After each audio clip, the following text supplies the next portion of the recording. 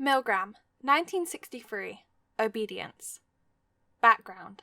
Stanley Milgram was a psychology professor at Yale University during the 1960s, having received his PhD in social psychology from Harvard in 1961. He took a particular interest in the Holocaust that took place during World War II, which resulted in millions of innocent people being systematically killed, and he wanted to understand why and how Nazi soldiers and their accomplices were capable of committing the atrocities that they did. As a basis for his research, Milgram examined some of the justifications that were given by prominent Nazi members at the Nuremberg trials that took place in 1946.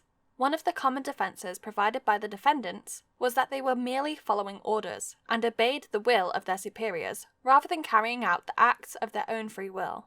Based on this, Milgram theorized that the Holocaust was carried out due to a cascade of obedience that ran through the Nazi hierarchy, and that Nazi soldiers were simply normal people who followed orders.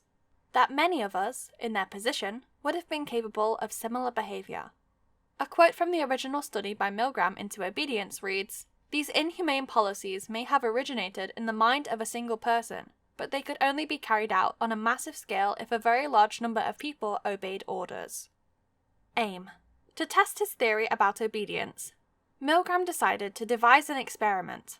The aim of the study was to investigate the extent to which obedience would be shown by participants who were told by a figure of authority to administer electric shocks to another person, and also to find out whether Nazi soldiers were fundamentally different to the average person, or whether everyone is susceptible to similar levels of obedience that were present during the Holocaust.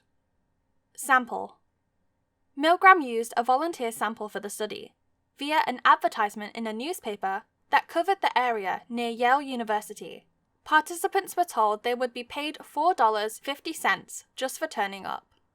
The sample consisted of 40 male participants who were all aged between 20 and 50 and were from a variety of occupations and educational backgrounds.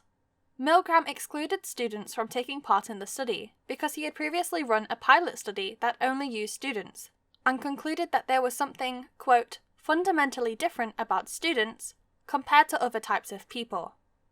Methodology. The study used an independent measures design, in which the participants all took part in one condition, so there was no control group. Contrary to popular belief, this study was actually a controlled observation. It was not a laboratory experiment, however it was in a laboratory setting, and collected data in the form of quantitative data, the maximum level of electric shock recorded for each participant, and also in the form of qualitative data, which were the comments from participants during the study. Procedure. When participants arrived on the day of the study, they were met by a researcher wearing a grey lab coat, who explained that they would be taking part in a study about learning and memory, which was in fact a lie. They were then introduced to another person, who they were told was also a participant in the study. However, this was also not true.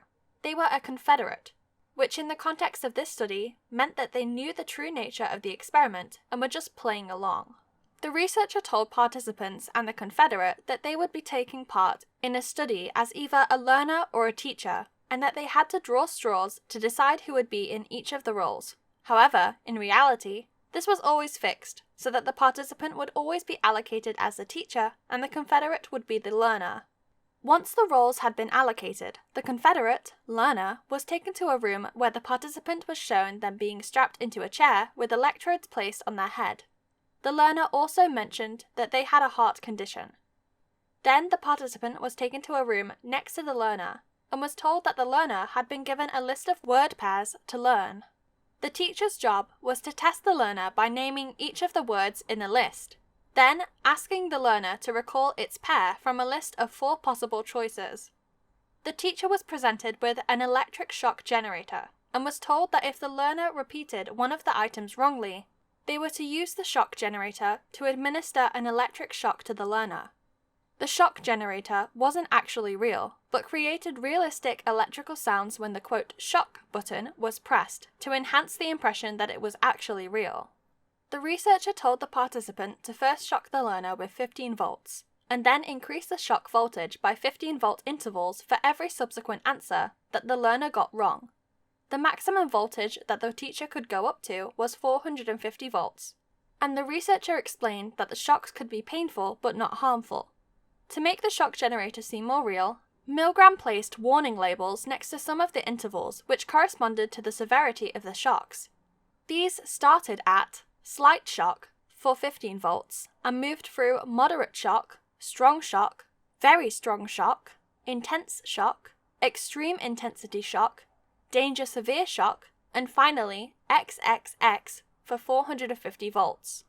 Before the study began, the researcher also gave the participant a real shock of 45 volts, which was very small and was intended to, quote, prove to them that the shock generator was real, even though it wasn't.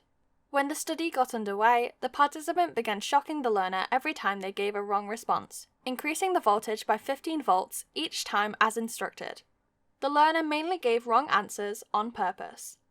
Each time the participant increased the voltage, audio recordings of the learner complaining were played from the learner's room, and the participant thought that these were actually the Confederate complaining, since they didn't know that it was actually an audio recording. Once 300 volts were reached, the learner was heard to be banging on the wall and screaming in agony. And after 300 volts, the learner refused to continue repeating the list of items. In the absence of a response from the learner for the subsequent questions, the researcher told the participant to continue giving shocks regardless. If the participant refused to continue at any point during the experiment, the researcher had 4 verbal prods that they would use to try to coerce the participant to continue. These were, "Please continue," or "Please go on." The experiment requires that you continue. It is absolutely essential that you continue. You have no other choice. You must go on. The prods were always made in sequence, and if the participant still refused to obey the experimenter after the 4th prod, then the experiment was terminated. There were also 2 special prods that the experimenter used. If the participant asked if the learner might suffer permanent physical injury, the researcher would reply, "Although the shocks may be painful, there is no permanent tissue damage, so please go on." If the participant said that the learner did not want to go on, the researcher replied, "Whether the learner likes it or not, you must go on until he has learned all the word pairs correctly, so please go on." Once participants either reached 450 volts or had refused to continue, the study ended, and they were debriefed by the researcher about the true nature of the study. They were interviewed, and a friendly reconciliation was arranged between the participant and the learner. A quote from the original study by Milgram states, "Procedures were undertaken to assure that the subject would leave the laboratory in a state of well-being." Results. Before revealing the results of his experiment, Milgram asked 14 senior psychology majors of Yale University to predict what the outcome of the study would be. They predicted that only an insignificant minority of the participants would actually end up administering all of the shocks up to and including 450 volts. They estimated that only around 3% of participants would actually continue up to the highest number of volts. However, in reality, the results revealed that in total, 65% of participants continued to the highest level of 450 volts, and 100% of participants continued up to 300 volts, despite the fact that, at this level, the learner would kick on the wall and no longer provide answers to the teacher's questions. Of the 40 participants, 5 refused to obey beyond 300 volts, 4 more administered 1 further shock and then refused to go on, 2 refused at 330 volts, and 1 each at 345, 360, and 375 volts. Therefore, a total of 14 participants defied the experimenter during the study. Some of the comments from participants who defied the experimenter were recorded by audio tapes. They included things like, "I don't think this is very humane. I can't go on with this. This isn't right. I'm gonna chicken out. I'd like to continue, but I can't do that to a man." Another key finding was the display of extreme tension among participants, especially when administering the more powerful shocks. They were observed to sweat, tremble, stutter, bite their lips, groan, and dig their fingernails into their flesh. Milgram noted that these were common characteristics among all participants and not exceptions. 14 of the 40 participants displayed nervous laughter and smiling. Milgram remarked that the laughter seemed entirely out of place and even bizarre. However, perhaps the most concerning finding was that 3 participants had, quote, full-blown uncontrollable seizures, and on one occasion a participant had such a violent seizure that it was necessary to terminate the experiment. The participant in question mentioned in the post-experimental debrief that he was seriously embarrassed by his untoward and uncontrollable behavior. Conclusions. The main conclusions drawn from the experiment was that ordinary people are likely to follow orders, even when they believe it may cause substantial harm to others and goes against their morals. Milgram suspected that people tend to obey others if they regard them as possessing a position of authority, particularly where that authority has significant standing in society, which is learned in a variety of places such as family, school, and the workplace. When considering the results of his study, Milgram offered a number of possible explanations for why participants were so obedient to the experimenter, despite most of them clearly feeling a great deal of disapproval and unease about administering the electric shocks. Firstly, because the study took place at Yale University, which is a very high-ranking university with an excellent reputation, the participants may have reasonably presumed that the personnel in charge of the study were competent and reputable, and that this meant that they should do what they said. He also thought that perhaps participants were willing to forego their unwillingness to cooperate because the experiment had a worthy purpose, to advance knowledge about learning and memory, and that therefore, at the very least, the complicit behavior during the study was meaningful and significant. Moreover, he postulated that participants may have rationalized their obedience partly by acknowledging that because their learner had volunteered for the experiment, they were not an unwilling captive and had consented to take part in the experiment. This may have also extended to the participants themselves. The fact that they had volunteered for the experiment may have meant that they felt obligated to continue the study. The fact that the experiment took place in an enclosed laboratory room may have played a role in encouraging obedience, since the participants were not able to discuss the situation with other people, and the only witness to their behavior was the experimenter. A further explanation may have been that the participants were reassured that the electric shocks were, quote, painful but not dangerous, so they may have calculated that the benefits of continuing the experiment outweighed the discomfort felt by both the learner and themselves. Evaluations. The study was conducted as a controlled observation, which raises a question about ecological validity. The unique and highly controlled design of the study may make it more difficult to generalize the findings to everyday life. People obey a wide variety of orders in real life, which are much more subtle than giving people electric shocks. Therefore, one could argue that the results from Milgram's study are more applicable to a military context. In addition, a weakness of using controlled observations is that participants in Milgram's study knew that they were being observed, because the situation was controlled, which could have created demand characteristics or social desirability bias and lowers the validity. On the other hand, the use of a controlled observation enables researchers to control any extraneous variables or co-founding variables, and therefore increase the validity of the results, and making them more reliable and replicable. However, the fact that there was no control group means that it is hard to establish whether the independent variable, the experimenter, was the cause of obedience. One consideration is the sample and sampling method. All of the participants in the experiment were male, from a very specific location in a highly affluent area of the United States, with a relatively small sample of 40 participants. It's debatable how generalizable the results are to females and people from other countries around the world. Perhaps people of other countries are more or less obedient. The sample was collected via self-selected sample, also known as a volunteer sample, so it cannot be seen as totally representative of the American population. The experiment also had numerous ethical issues, including the fact that participants actually believed that they were giving electric shocks to a real person who appeared to be in a lot of pain and discomfort in the latter stages of the experiment.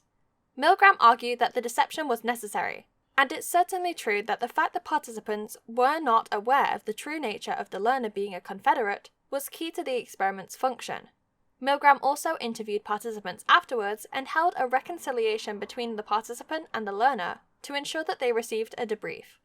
Milgram addressed some of the physical symptoms exhibited by participants during the study, including trembling, sweating, laughing nervously, and uncontrollable seizures, with many pleading to be allowed to stop the experiment. He argued that these effects were only temporary, and once the participants had been debriefed, their stress levels decreased. However, despite this, it's hard to see if this type of extreme behavior being allowed to occur in a contemporary experiment without additional safeguards being in place for participants is due to the development of more stringent ethical guidelines in the decades since Milgram's experiment. For example, It is standard practice in modern psychological studies for researchers to make it very clear to the participants that they have the right to withdraw from a study at any time, regardless of payment. However, it is clear that Milgram's experiment did not make this abundantly clear, and in fact gave 4 verbal prods to discourage participants from withdrawing. Milgram justified this by saying that because the study was about obedience, these prods were necessary, and he pointed out that although the right to withdraw was made difficult, it was possible, as 35% of participants had chosen to withdraw early. Milgram also followed up with participants 1 year after the experiment, and found that 84% said that they were, quote, glad to be in the experiment, and only 1.3% said they wished that they had not been involved. On the face of it, this seems to suggest that most participants had no issue with taking part. However, we should be cautious with interviews and other types of self-report, since respondents may give answers that are not entirely true due to demand characteristics and social desirability. The usefulness of the study has also been debated. The study does seem to provide some support to the theory that Nazi soldiers were simply following orders, which is what Milgram was initially interested in investigating. It also added to a body of evidence and research about how people have a tendency to obey people in authority, and formed a basis for further psychological research in this area. On the other hand, it has been argued that the usefulness is somewhat limited due to the lack of explanation from participants about exactly why they obeyed authority during the experiment. This would have been useful to know from the participants' point of view, and could potentially have provided a valuable insight to their thought process and how they rationalized their behavior during the study. Bocchiaro et al., 2012, Disobedience and Whistleblowing. Background. Bocchiaro et al. Were interested in studying the process of disobedience between individuals and authority, and the extent to which people will become whistleblowers when dealing with an unethical request. Whistleblowing is a term that describes the act of reporting wrongdoings in a legal or ethical sense in relation to an organization, group of people, or an individual. An example could be if someone were to find out that a business was stealing customers' money as a part of a scam. Once they found out, they might become a whistleblower by reporting it to the police. In particular, the researchers wanted to build upon the study into Obedience by Milgram, which had concluded that people have, quote, strong inclinations to obey legitimate authority, irrespective of their beliefs, feelings, or intentions. Aim. Bocchiaro et al. Sought to answer a number of key questions. Who are the people that disobey or blow the whistle? Why do they choose that challenging moral path? What are they thinking at that decisive moment? And do they have personal characteristics that differentiate them from those who obey? Sample. The study consisted of 2 main samples. The first were a group of 138 undergraduate students at the VU University in Amsterdam, who were simply asked to predict results of the study. The second main sample consisted of 149 undergraduate students at the VU University in Amsterdam, including 96 women and 53 men, and the average age of participants was 20.8 years old. This group were the participants who took part in the main part of this study. Both groups of samples were recruited via volunteer sampling, responding to flyers posted in the university campus cafeteria. Methodology. The study took place in a laboratory, although there was no independent variable, so it's more accurate to describe it as a controlled observation. The dependent variables of the study consisted of 2 main parts. Firstly, whether a participant obeyed, disobeyed, or blew the whistle, and secondly, participant scores on 2 personality inventories. The first, which is known as a hexacode PIR, which measures 6 dimensions of the personality, including honesty, humility, emotionality, extroversion, agreeableness, conscientiousness, and openness to experience, and the second of which is known as the social value orientation, or SVO for short, which measures whether people are generally more individualistic or pro-social in their preferences for the outcomes of social situations. In other words, whether people are more concerned with their self-interest or the interests of others. Procedure. As mentioned earlier, the first sample in the study, consisting of 138 students, were told about the true nature of the study, and were asked 2 questions. What would you do? And what would an average student at your university do? The second sample of 149 students took part in the main part of the study. Each participant took part in the study individually. Firstly, they were told they had the right to withdraw and were guaranteed that their results would be confidential. They were then introduced to the experimenter, who was male, dressed in formal clothing, and had a stern, imposing manner which suggested that he was a person of authority. After asking the participants to provide some names of fellow students, which was seemingly unjustified, the experimenter provided a cover story about what the study was about, which was different from the true nature of the study. The story was as follows. Along with an Italian colleague, I am investigating the effects of sensory deprivation on brain function. We recently conducted an experiment on 6 participants who spent some time completely isolated, in Rome, unable to see or hear anything. What happened was traumatic. All of those people panicked. Their cognitive abilities were impaired temporarily. Some experienced visual and auditory hallucinations. 2 participants even asked us to stop because of their strong symptoms. But we didn't, because such a decision would have implied collecting invalid data. In post-experimental interviews, the majority said that it was a frightening experience. Now our aim is to replicate this study at the VU University, on a sample of college students. There is currently no data on young people, but some scientists think that their brain is more sensitive to the negative effects of isolation. It is difficult to predict what will happen, and I'm worried about that. But I want to go ahead with this experiment. A university research committee is evaluating whether to approve our study. Of course, they have high standards, and know about the great suffering caused by extended sensory deprivation, so I don't know. We will see what their decision is. In the meantime, the committee is collecting information. It seems they do not have a clear idea about what to do. That is why we are also interested in the feedback from students like you, who happen to know details regarding my experiment. You will find the research committee forms in the next room. Having said all that, what I need for you is to write a statement to convince the students that you indicated earlier to participate in my sensory deprivation study. We will send them your testimonial through email, and if this is okay, I will contact you in the future for other promotions. So, this means money for you. As you can see, this is a preliminary stage of the experiment. But it is also important to show members of the research committee that people do not negatively judge sensory deprivation. I'll be right back. The experimenter then left the room and stayed out for 3 minutes in order to provide some time for the participant to reflect on the action-based decisions about to be made. He then returned and continued. Let's move into the next room. There is a computer for you to perform the task. Of course, you must be enthusiastic in writing the statement. To this aim, it is requested that you use at least 2 adjectives among exciting, incredible, great, and superb. Also, you cannot mention the negative effects of sensory deprivation. Begin your task. I'll be back. The experimenter then left the room and stayed out for a full 7 minutes. In the second room, where the participant was now located, there was a mailbox and some research committee forms. If the participant believed that the study proposed by the experimenter on sensory deprivation violated ethical standards, they could anonymously report it by putting a form in the mailbox. After the 7 minutes was up, the experimenter returned and invited the participant to follow him back to the first room, where they took the 2 personality inventories, the Hexaco-PIR and the social value orientation.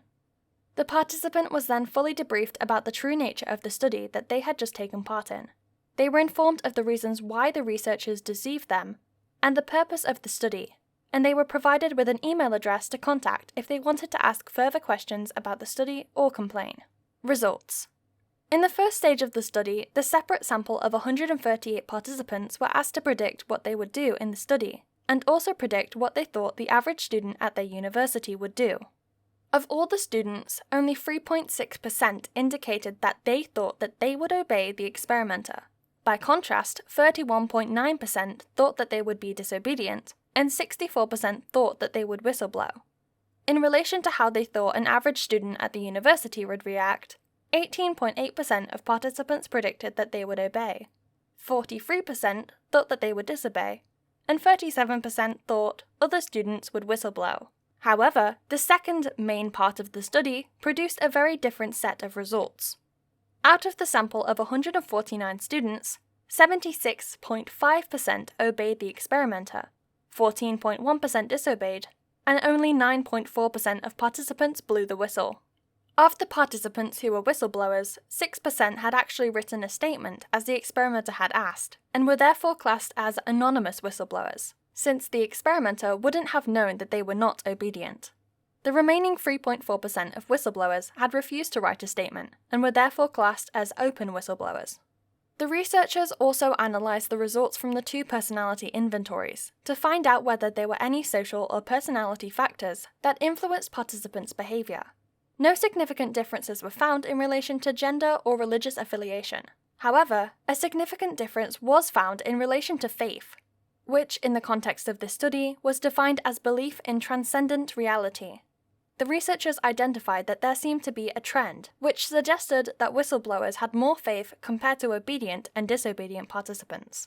Similarly, there were no significant differences in any of the 6 personality factors measured by the Hexaco PIR personality inventory, and it was also determined that prosocial and individualistic participants were not equally distributed amongst whistleblowers, obedient participants, or disobedient participants. Researchers also obtained some qualitative data from participants about their thought process during the study. Obedient participants justified their behaviour by reallocating their responsibility to external forces. Some of their comments included, "It was expected of me, that's why I continued. I cooperated because the experimenter asked me to. And that was the task, so I executed it." In contrast, the disobedient participants felt that they were fully responsible for their own actions. Their comments included, "I don't want to do unethical things. I would be very disappointed in myself. I disobeyed because I felt responsible towards my friends. And if the study would really hurt people, I wouldn't want to be responsible for that." Participants who were disobedient, and those who decided to whistleblow, provided insights about how it was the fact that they were told by the experimenter that they weren't allowed to include references to any negative effects of sensory deprivation in their statement, which led them to defy the experimenter. Some of their comments included, "I did not see harm in writing the message, but leaving out the negative info was unacceptable to me. I was fine until I read that the negative consequences would not be mentioned. Then I did not feel good. My decision to blow the whistle was influenced by demand to leave out the negative consequences in the message." Conclusions. There were a number of conclusions that the researchers had after their study. The first main conclusion, from the first stage of the study, where 64.5% of participants had predicted that they would be whistleblowers, seemed to confirm the idea that many people believe their behaviour in relation to authority is mostly guided by their own moral principles, and are free to act rationally and not be obedient to the influence of authority that might contradict those moral principles. Moreover, the data also suggested that most people tend to project their beliefs in their own moral robustness onto other people, perceiving that there is generally a consensus of moral choices and behaviour amongst the population as a whole. However, the results from the second main part of the study provided this consensus to be false. People are in fact overwhelmingly likely to obey figures of authority, even if the request is unethical, and they are also explicit in justifying their immoral behaviour by attributing personal responsibility to external forces. The researchers commented that it was, quote, "an easy way of escape for an unexpected and conflictual situation, and a way of preserving their belief that they are moral despite their actions." The researchers also commented on the fact that the situation presented to the participants in the study mostly generated the same outcome for everyone, regardless of their individual differences, for example, gender or religious affiliation, suggesting that none of the differences have any bearing on whether someone is more likely to be obedient, disobedient, or a whistleblower. Overall, the researchers concluded that the findings clearly showed that behaving in a moral manner in the face of authority is challenging for people, despite the notion of acting morally appearing to be the easiest path to follow from the perspective of an observer. The researchers postulated that, quote, "when people are confronted with demands they perceive as unjust, the question is not whether to obey an authority or not. The choice that matters is which authority to obey, the one making the demand or the one that would disapprove of the resulting actions.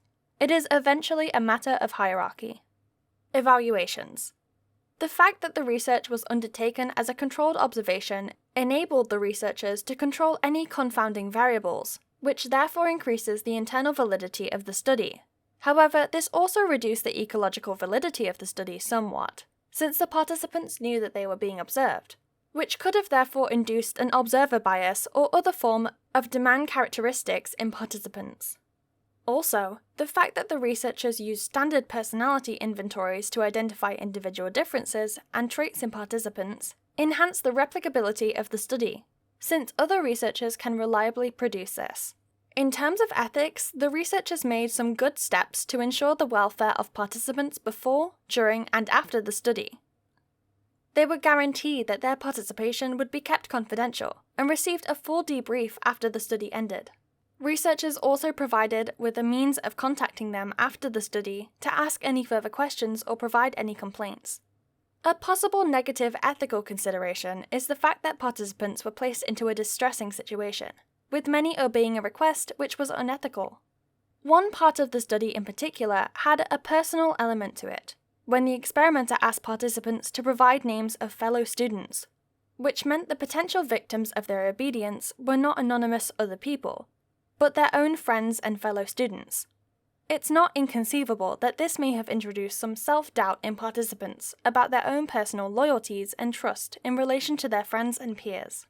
The participants in the study were recruited via volunteer sample, consisting of students from a university in the Netherlands. Therefore, it could be argued that it's not totally representative of a wider population, aka cultural bias.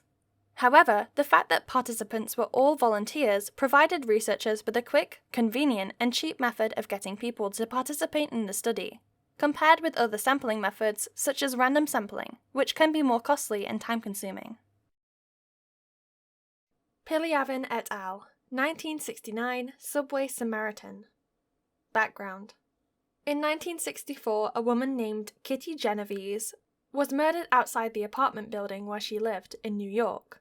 A subsequent newspaper article 2 weeks after her murder claimed that up to 38 people, many of whom lived in the same apartment building, had seen or heard the attack, but had not called the police or come to her aid. In the years following her murder, a number of psychologists attempted to find an explanation for why so many people who had allegedly witnessed an emergency situation, such as murder, might not want to help. Some of the research conducted suggested that a concept of diffusion of responsibility could have been a possible reason. Diffusion of responsibility is where people spread their responsibility for a situation amongst other people who are also closely involved with the situation. Another possible explanation explored by psychologists was bystander apathy, which is where people believe that they don't need to do anything in a situation because they think someone else will. However, before the research conducted by Piliavin in 1969, these two concepts had only ever been tested in highly controlled laboratory experiments. Piliavin wanted to investigate people's willingness to help someone who was in need of immediate help in a real-life natural environment, where they weren't aware that they were being studied. In Piliavin's study, people who exhibited helping behaviours were referred to as Good Samaritans by the researchers, which is a term generally used to describe someone who is helpful or charitable. Aim. The study intended to find out how people would react if they saw someone collapsing on a train. There were a number of specific aims. 1. To find out whether the perceived responsibility of the victim had any effect on helping behaviour. For the purposes of this experiment, the researchers decided to have two conditions, a victim who was blind and a victim who was drunk. The researchers predicted that a person who was drunk would receive less help than a person who was blind. 2. To find out whether the race of the victim had any effect on helping behaviour. The researchers predicted that help was more likely to be given to a victim of the same race as the helper. 3. To find out whether modelling would have any effect on helping behaviour. In the context of this experiment, modelling took the form of a confederate, helping the victim. Previous research had indicated that people are more likely to help if someone else does first. 4. To find out whether the number of people in the subway coach where the experiment took place would have any effect on helping behaviour. Researchers wanted to test the concept of diffusion of responsibility, specifically, the relationship between the amount of helping behaviour and the number of passengers. Sample. There were approximately 4,450 men and women who took part in the study who had used the New York subway between 11 a.m. and 3 p.m. from April to June 1968. Approximately 45% were black and 55% were white. The sampling method was an opportunity sample. However, none of the participants were asked whether they wanted to take part in the study. Methodology. The study was a field experiment that took place on various subway train journeys on the New York subway, each of which usually took around 7.5 minutes each. The experiment had 4 independent variables: the type of victim, blind or drunk, the race of victim, black or white, The effect of the model or no model at all. This particular condition involved a Confederate helping the victim either 70 or 150 seconds if none of the passengers helped them before that, or in the case of having no model, there was no modelling at all. And finally, the number of participants in each session of the experiment. This was a naturally occurring independent variable that was not controlled by researchers. The dependent variables were measured by two female researchers, seated in the area of the coach adjacent to the area where the victim was situated, which was formerly known as the critical area. These variables included the number of helpers, the time it took for help to be given, also known as latency, the race of the helpers, the sex of the helpers, the number of bystanders, any movement of passengers out of the critical area to near the victim after they fell over, any verbal comments made by passengers in reaction to the victim. Procedure. The study included 4 teams, consisting of 4 researchers each, 2 observers who were female, and 2 males, one of whom acted as the victim and the other acted as the model. In total, there were 16 researchers. The victims consisted of 3 white male students and 1 black male student. In the drunk condition, they smelled of alcohol and carried a bottle of alcohol wrapped in a brown bag. In the blind condition, the victims carried a black cane with them. Apart from this, the victims dressed and acted exactly the same in both conditions. They wore US Army-style jackets and old trousers. The victim would stand next to a pole in the critical area of the coach, and after about 70 seconds after the train started moving, they would stagger forwards and fall over, remaining on the floor staring at the ceiling until they were helped by one of the passengers. If the victim was not helped by any passengers, then the model would help them to get up after either 70 seconds, 150 seconds, or once the train had stopped at the next station, depending on the condition being tested. The models consisted of 4 white males who were split into 4 conditions: standing near the victim and helping after 70 seconds, known as the critical area early condition, standing near the victim and helping after 150 seconds, known as the critical area late condition, standing further away and helping after 70 seconds, known as the adjacent area early condition, standing further away and helping after 150 seconds, known as the adjacent area late condition, and there was also a 5th condition with no model at all. The 2 observers both sat in the adjacent areas and recorded the dependent variables during the experiment. The researchers would conduct between 6 to 8 trials per day. Results. The study found that 95% of blind victims received help spontaneously from other passengers, compared with 50% of drunk victims receiving help from passengers. The results also showed that help was offered much more quickly to blind victims, with a median of just 5 seconds, compared to 109 seconds for drunk victims. On 60% of all trials, help was provided by 2 or more passengers, and of these, 90% of the first helpers were male, despite 60% of the passengers being male. 64% of helpers were white, which could be predicted based on the average racial distribution of the carriages. The study found no significant difference to helping behaviour, but there was a slight tendency for same-race helping, especially in the drunk condition. There was found to be no strong correlation between the number of bystanders on the train coach and the speed of helping behaviour, and the results found no evidence of diffusion of responsibility. They actually found evidence that showed the opposite. Response times tended to be faster with a large group of passengers, compared to a small one. The models were rarely needed during the study, since the public were usually quick to help on their own within the given timeframes. In instances where modelling occurred, the effect of modelling was found to have less of an impact on helping behaviours after 150 seconds, compared to 70 seconds. The longer the victim lay on the ground, the more likely it was that passengers would leave the critical area, especially in the drunk condition. On 21 of the 103 trials carried out, a total of 34 people left the critical area. Most comments made by bystanders were made during the drunk condition. A number of comments were obtained from female bystanders who explained their reasoning for not helping. These included, "It's for men to help him. I wish I could help him. I'm not strong enough. I've never seen this kind of thing before. I don't know where to look." And, "You feel so bad that you don't know what to do." Conclusions. One of the main conclusions that the researchers drew from the study is that individuals who appear ill or disabled are more likely to receive help in emergency situations than someone who appears to be a victim of their own behaviour, i.e., someone who is drunk. With mixed-sex groups of men and women, men are more likely to help a male victim, and with mixed-race groups, people are slightly more likely to help someone of their own race. particularly if the victim appears to be a victim of their own behaviour. Overall, there was found to be no evidence of diffusion of responsibility, with larger groups of people being more likely to result in someone providing help compared to a smaller group. The researchers concluded that when people are not able to escape from an emergency situation, they're more likely to provide help. Piliavin suggested that people conduct a cost versus reward analysis of the situation before offering to help a victim, which involves the following.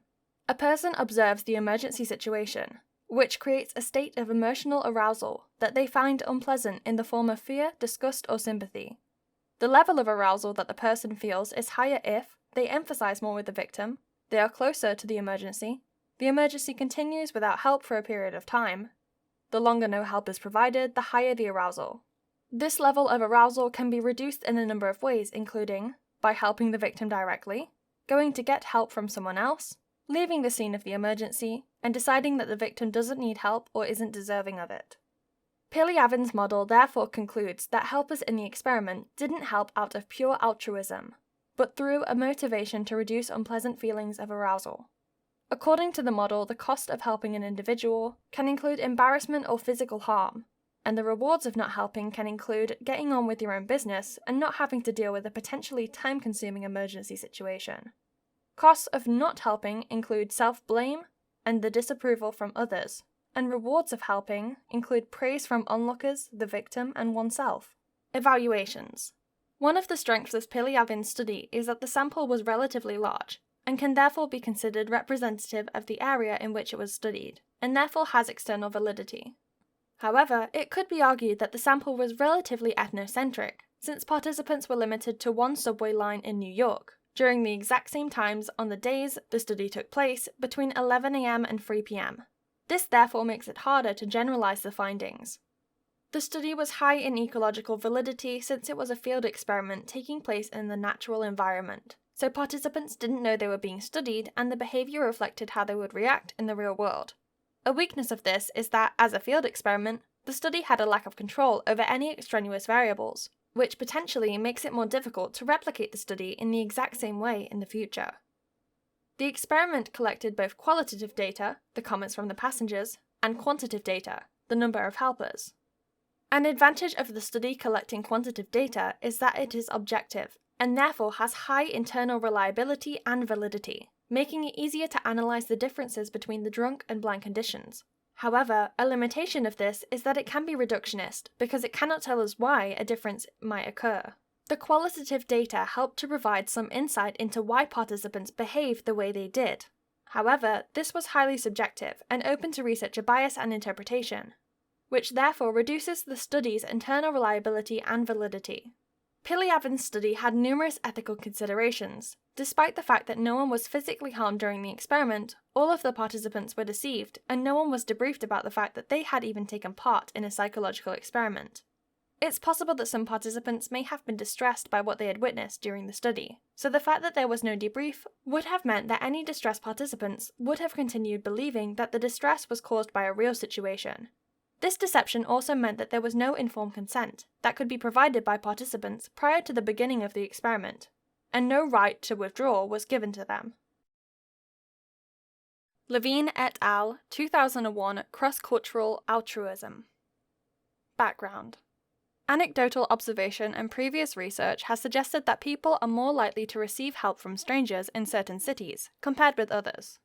However, prior to Levine's study into cross-cultural differences, many of the previous studies had only investigated differences within a single country, and so usually only focused on the population size of communities as the main independent variable, ignoring other factors that may have an influence on helping behaviour. The researchers in Levine's study wanted to investigate whether other factors, such as cultural values, economic factors, and the pace of life, had an impact on helping behaviours in relation to non-emergency situations. Aim. Levine's study had 3 aims to investigate cultural differences in helping behaviour. 1. To find out whether people's tendency to offer non-emergency help to strangers is the same across situations over a wide range of cultures. 2. To find out whether there is a substantial variation in the cultures that were studied in relation to helping behaviour. 3. To identify any country-level variables that might affect helping behaviour. Sample. Levine's study used a random sample from 23 different countries around the world. The countries that were chosen were carefully selected to be as culturally diverse as possible, and it was usually the largest city in each country, or another major city. Methodology. The study was a field experiment using an independent measures design, of which there were 3 main conditions. 1. A victim who dropped a pen. 2. A victim who had an injured leg who dropped a pile of magazines. And 3. A victim who was blind trying to cross a street at a pedestrian crossing. The dependent variable was the rate at which people helped the victim in each city, which was calculated to give the cities an overall helping index. The results from the 3 independent variables were then correlated with statistics related to each city, including population size, economic indicators, cultural values, and walking speed, which was an indicator of pace of life. For cultural values, each country was rated on a scale which measures whether they are more individualistic-orientated or collectivist-orientated. Data was collected either by students who were travelling in the countries where the trial was taking place, or by psychologists in other countries who volunteered to assist the researchers. All experimenters were male and of college age, and dressed neatly and casually. To ensure standardization in scoring and avoid experimenter bias, all experimenters were given thorough training on how to act as the role of their victim, and how to score participants based on their behavior. No verbal communication was required of the experimenter to further standardize the procedure. Other areas of the study were also highly standardized, including the trials taking place in the city centers during main business hours and during the summer months. Each of the 3 helping measures was administered in 2 or more locations, in a main city center district, during main business hours on clear days, during the summer months of 1 or more years between 1992 and 1997. For the first 2 measures which required approaching pedestrians, only individuals walking alone were selected. Children younger than 17 years old and people who might not be capable of helping, or to be expected to help, e.g. those who were physically disabled, very old, or carrying heavy packages, etc., were excluded. Participants were selected randomly, usually by approaching the second participant who crossed the pedestrian line. Procedure. The 3 conditions involved similar processes where the victim would carry out a routine in front of a passerby. In the dropped pen condition, experimenters walked towards a random pedestrian passing in the opposite direction. When they were 10 to 15 feet away, the experimenter reached into a pocket and, accidentally, dropped a pen in full view of the pedestrian, and continued walking past.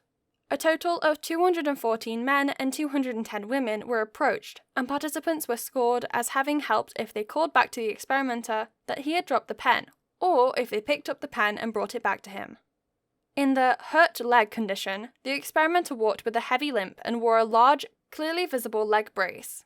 This time, they accidentally dropped and unsuccessfully struggled to reach down for a pile of magazines as they came within 20 feet of a passing pedestrian.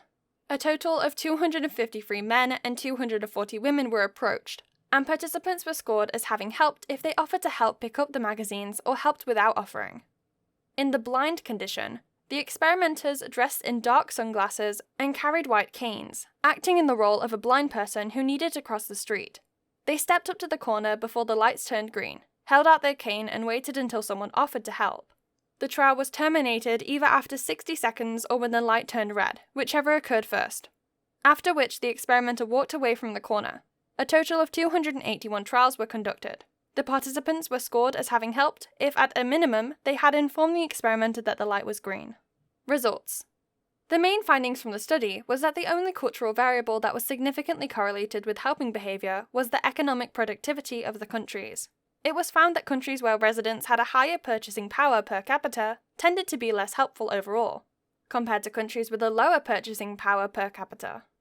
The overall helping index showed that the top 3 most helpful cities were Rio de Janeiro in Brazil, San Jose in Costa Rica, and Lilongwe in Malawi, while the 3 least helpful cities included Kuala Lumpur in Malaysia, New York in the US, and Singapore. The results also showed that there were no significant gender differences in relation to helping behavior, nor any relationship between the size of a city's population and helping. A small relationship was found between helping behaviors and pace of life, which was measured by walking speed, with residents of faster walking cities tending to be slightly less likely to help, however this was statistically insignificant.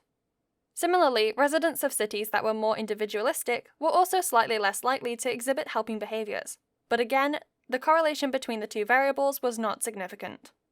In relation to the three conditions, dropped pen, hurt leg, and a blind victim, overall it was found that the helping rate was relatively stable across each measure. Conclusions. The researchers concluded that countries that have less well-developed economies can sometimes be accompanied by a traditional value system, or way of life, which encourages people to assist and be friendly towards strangers. The results show that cities located in Latin America and Spain were all above the mean in overall helping, which the researchers suggested may perhaps be due to cultural ethos, called simpatia in Spanish or simpatico in Portuguese. There is no direct translation of this in English, but it roughly refers to a range of amiable social qualities, such as being friendly, nice, agreeable, and good-natured, and being well to help others. The researchers were careful to point out, however, that this was merely a suggestion, since it was based on a correlation only.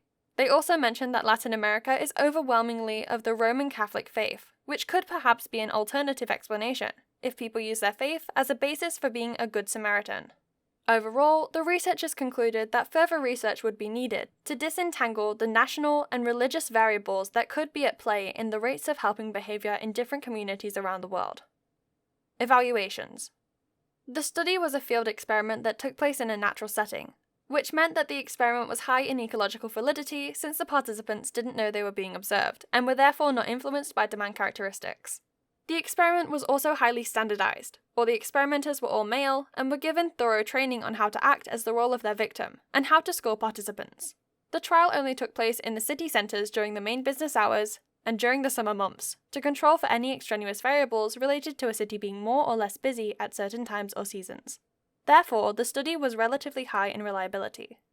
The researchers commented about how all the three main community variables, economic productivity, walking speed, and individualism, were highly intercorrelated, which means they may not have been the most useful set of predictors for explaining helping behavior in the study.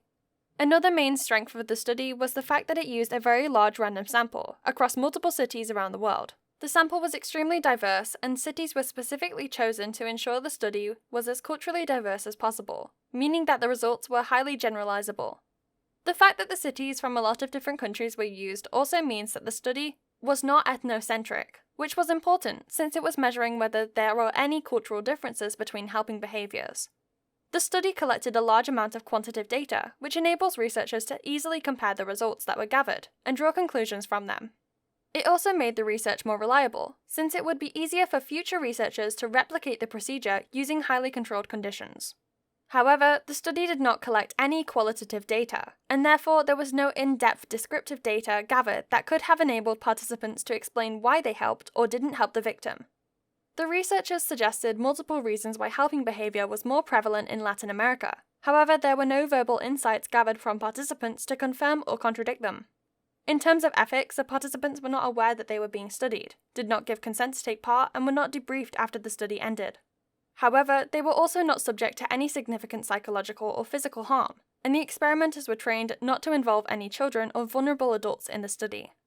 Arguably, it was necessary to deceive participants in the study in order to enhance its ecological and internal validity, since it meant that there were less demand characteristics, or social desirability bias. It also made the study's results more useful since participants didn't know they were being studied and were acting in their normal environment. Loftus and Palmer, 1974. Eyewitness testimony. Background. How accurate is the human memory in relation to detailed events that happened in our presence? It is well documented, both anecdotally and from previous psychological research, that people can be inaccurate in their recollection of details about complex events, such as the speed of cars in a traffic accident. Given the fact that these inaccuracies occur, a number of researchers have theorized that perhaps there are variables that can influence people's perceptions of complex events, and make them overestimate or underestimate particular details, or even add details in that were not actually present. This has a significant implication for the justice system, and the court cases in particular, because if true, it means that eyewitness testimonies can be influenced by variables other than a person's original memory of an event.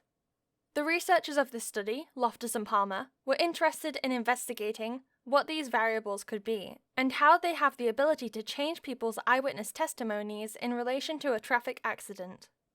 The researchers wanted to know how much of an influence leading questions can have on people's memories of an event.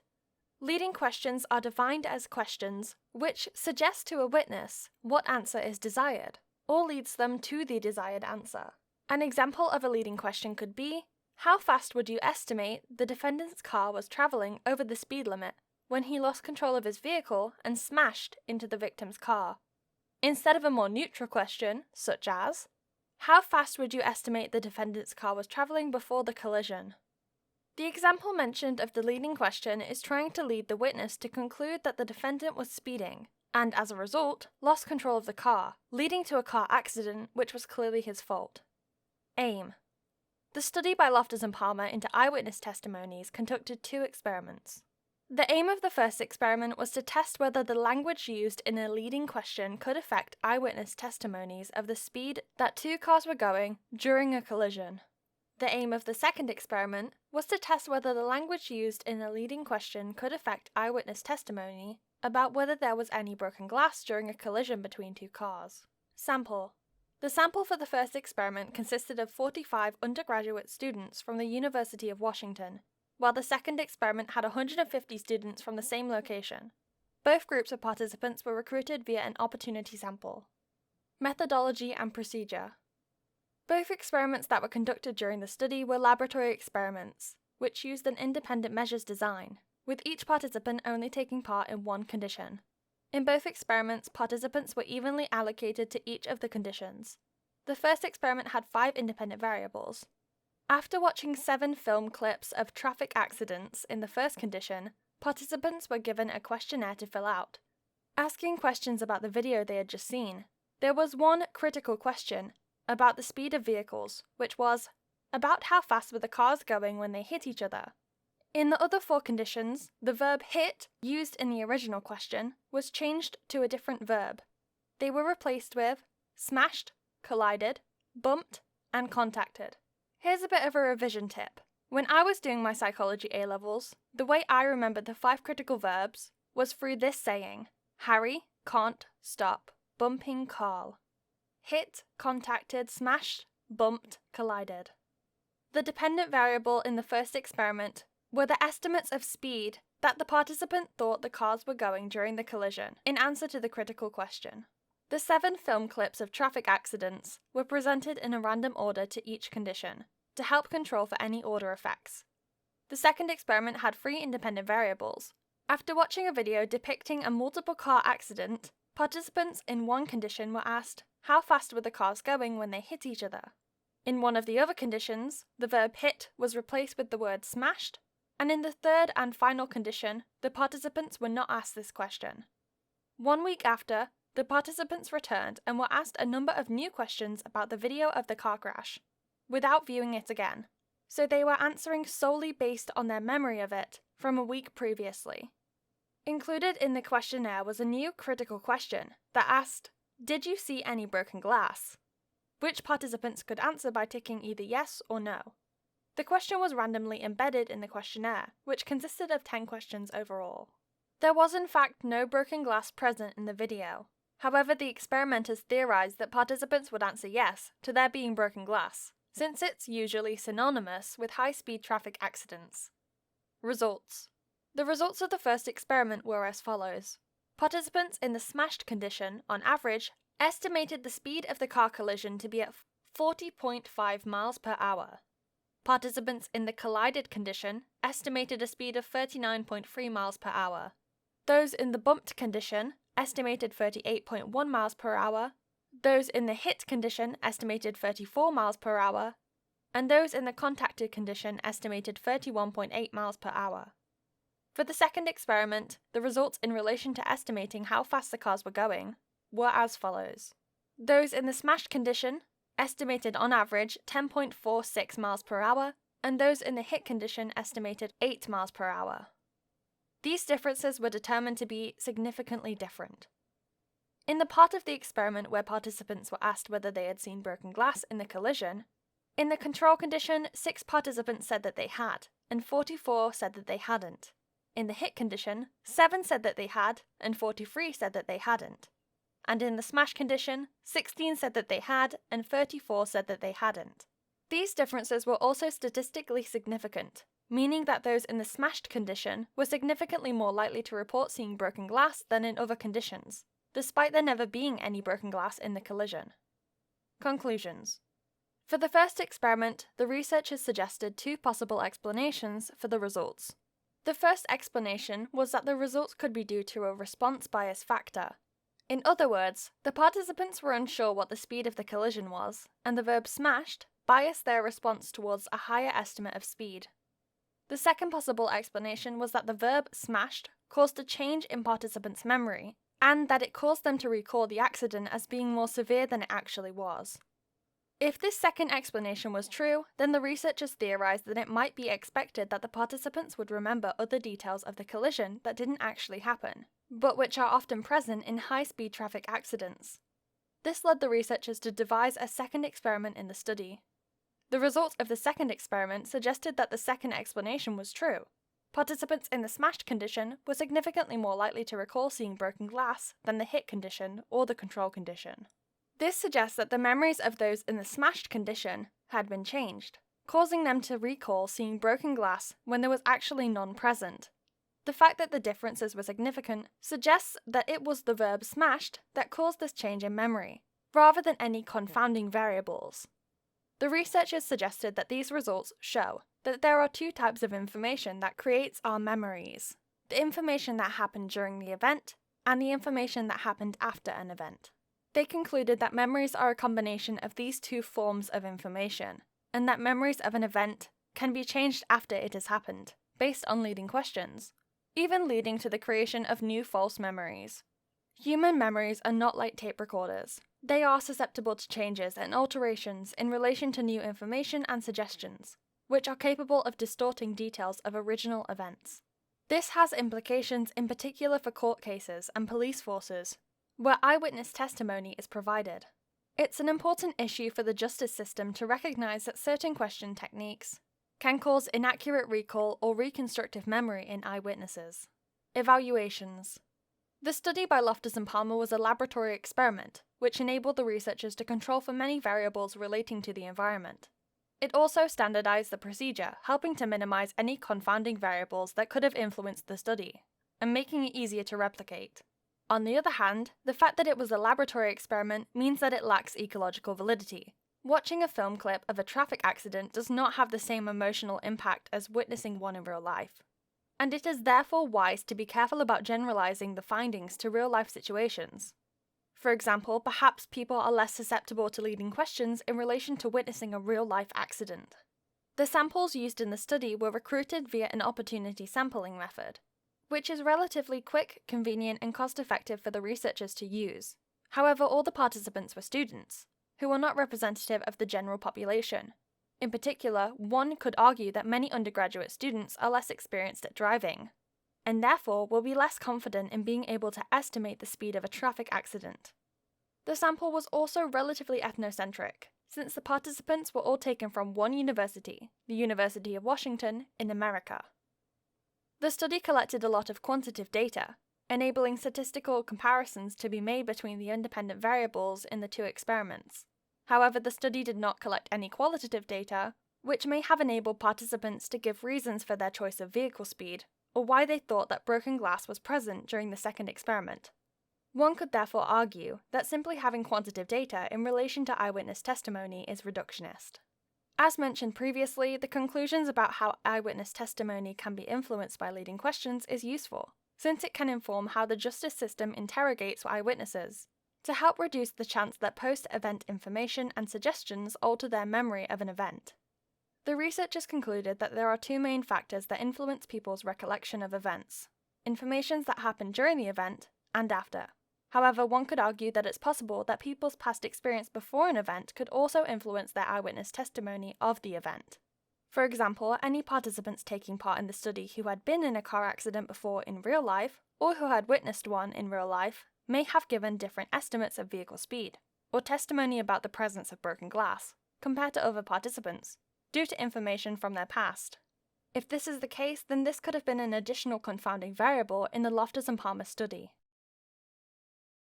Grant et al. 1998. Context-dependent memory. Background. What is context-dependent memory?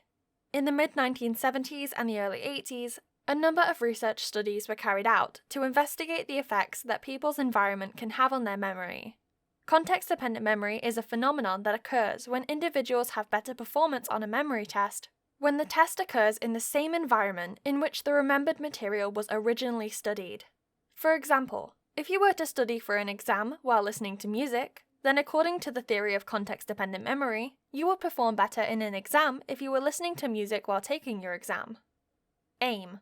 The study conducted by Grant et al. Was interested in finding out whether context-dependent memory could be found in a school setting, and more specifically, whether people who listened to background noise while studying for a test would perform differently on the test compared to people who studied with no background noise. Sample. The participants in the study were recruited via a snowball sample, whereby each of the experimenters recruited 5 acquaintances each to take part. There were 39 participants in total, although 40 had originally taken part, with one of the participants being excluded because their results were a significant outlier and would have skewed the data. Those taking part in the study consisted of 17 females and 23 males, with a mean age of 23.4 years old. Methodology. The study was conducted as a laboratory experiment with an independent measures design. There were 2 variables: participants who were in a silent reading condition, who were then tested in either silent testing condition or a noisy testing condition, and participants who were in a noisy reading condition, who were tested in either a silent or noisy testing condition. There were 3 dependent variables that the researchers measured: reading time, which was used as a control, performance on a multiple choice test, and performance on a short answer test. Procedure. Participants were asked to read an article through one time as if they were reading it for a class assignment. They were allowed to highlight and underline as they read. Participants were informed that their comprehension would be tested, with both a short answer test and a multiple choice test. The topic of the article was about psychoimmunology, and the participants' reading time was recorded by the experimenter. All participants wore headphones while they read. Participants in the silent condition were told that they would not hear anything over the headphones, and participants in the noisy condition were told that they would hear moderately loud background noise over the headphones, but that they should ignore it. The background noise used for the noisy condition consisted of an audio recording of a university cafeteria at lunchtime. A break of approximately 2 minutes between the end of the study phase and the beginning of the test phase was incorporated, to help minimize any recall from short-term memory. The short answer test was given first and was followed by the multiple choice test. Participants were tested in either silent or noisy conditions, and were informed of the condition before testing began, and regardless of testing conditions, all participants wore headphones. At the end of testing, participants were debriefed about the purpose of the experiment. The entire procedure lasted around 30 minutes. Results. The results showed that participants in all conditions spent roughly the same amount of time reading through the articles, although there was a considerable amount of individual variability between participants.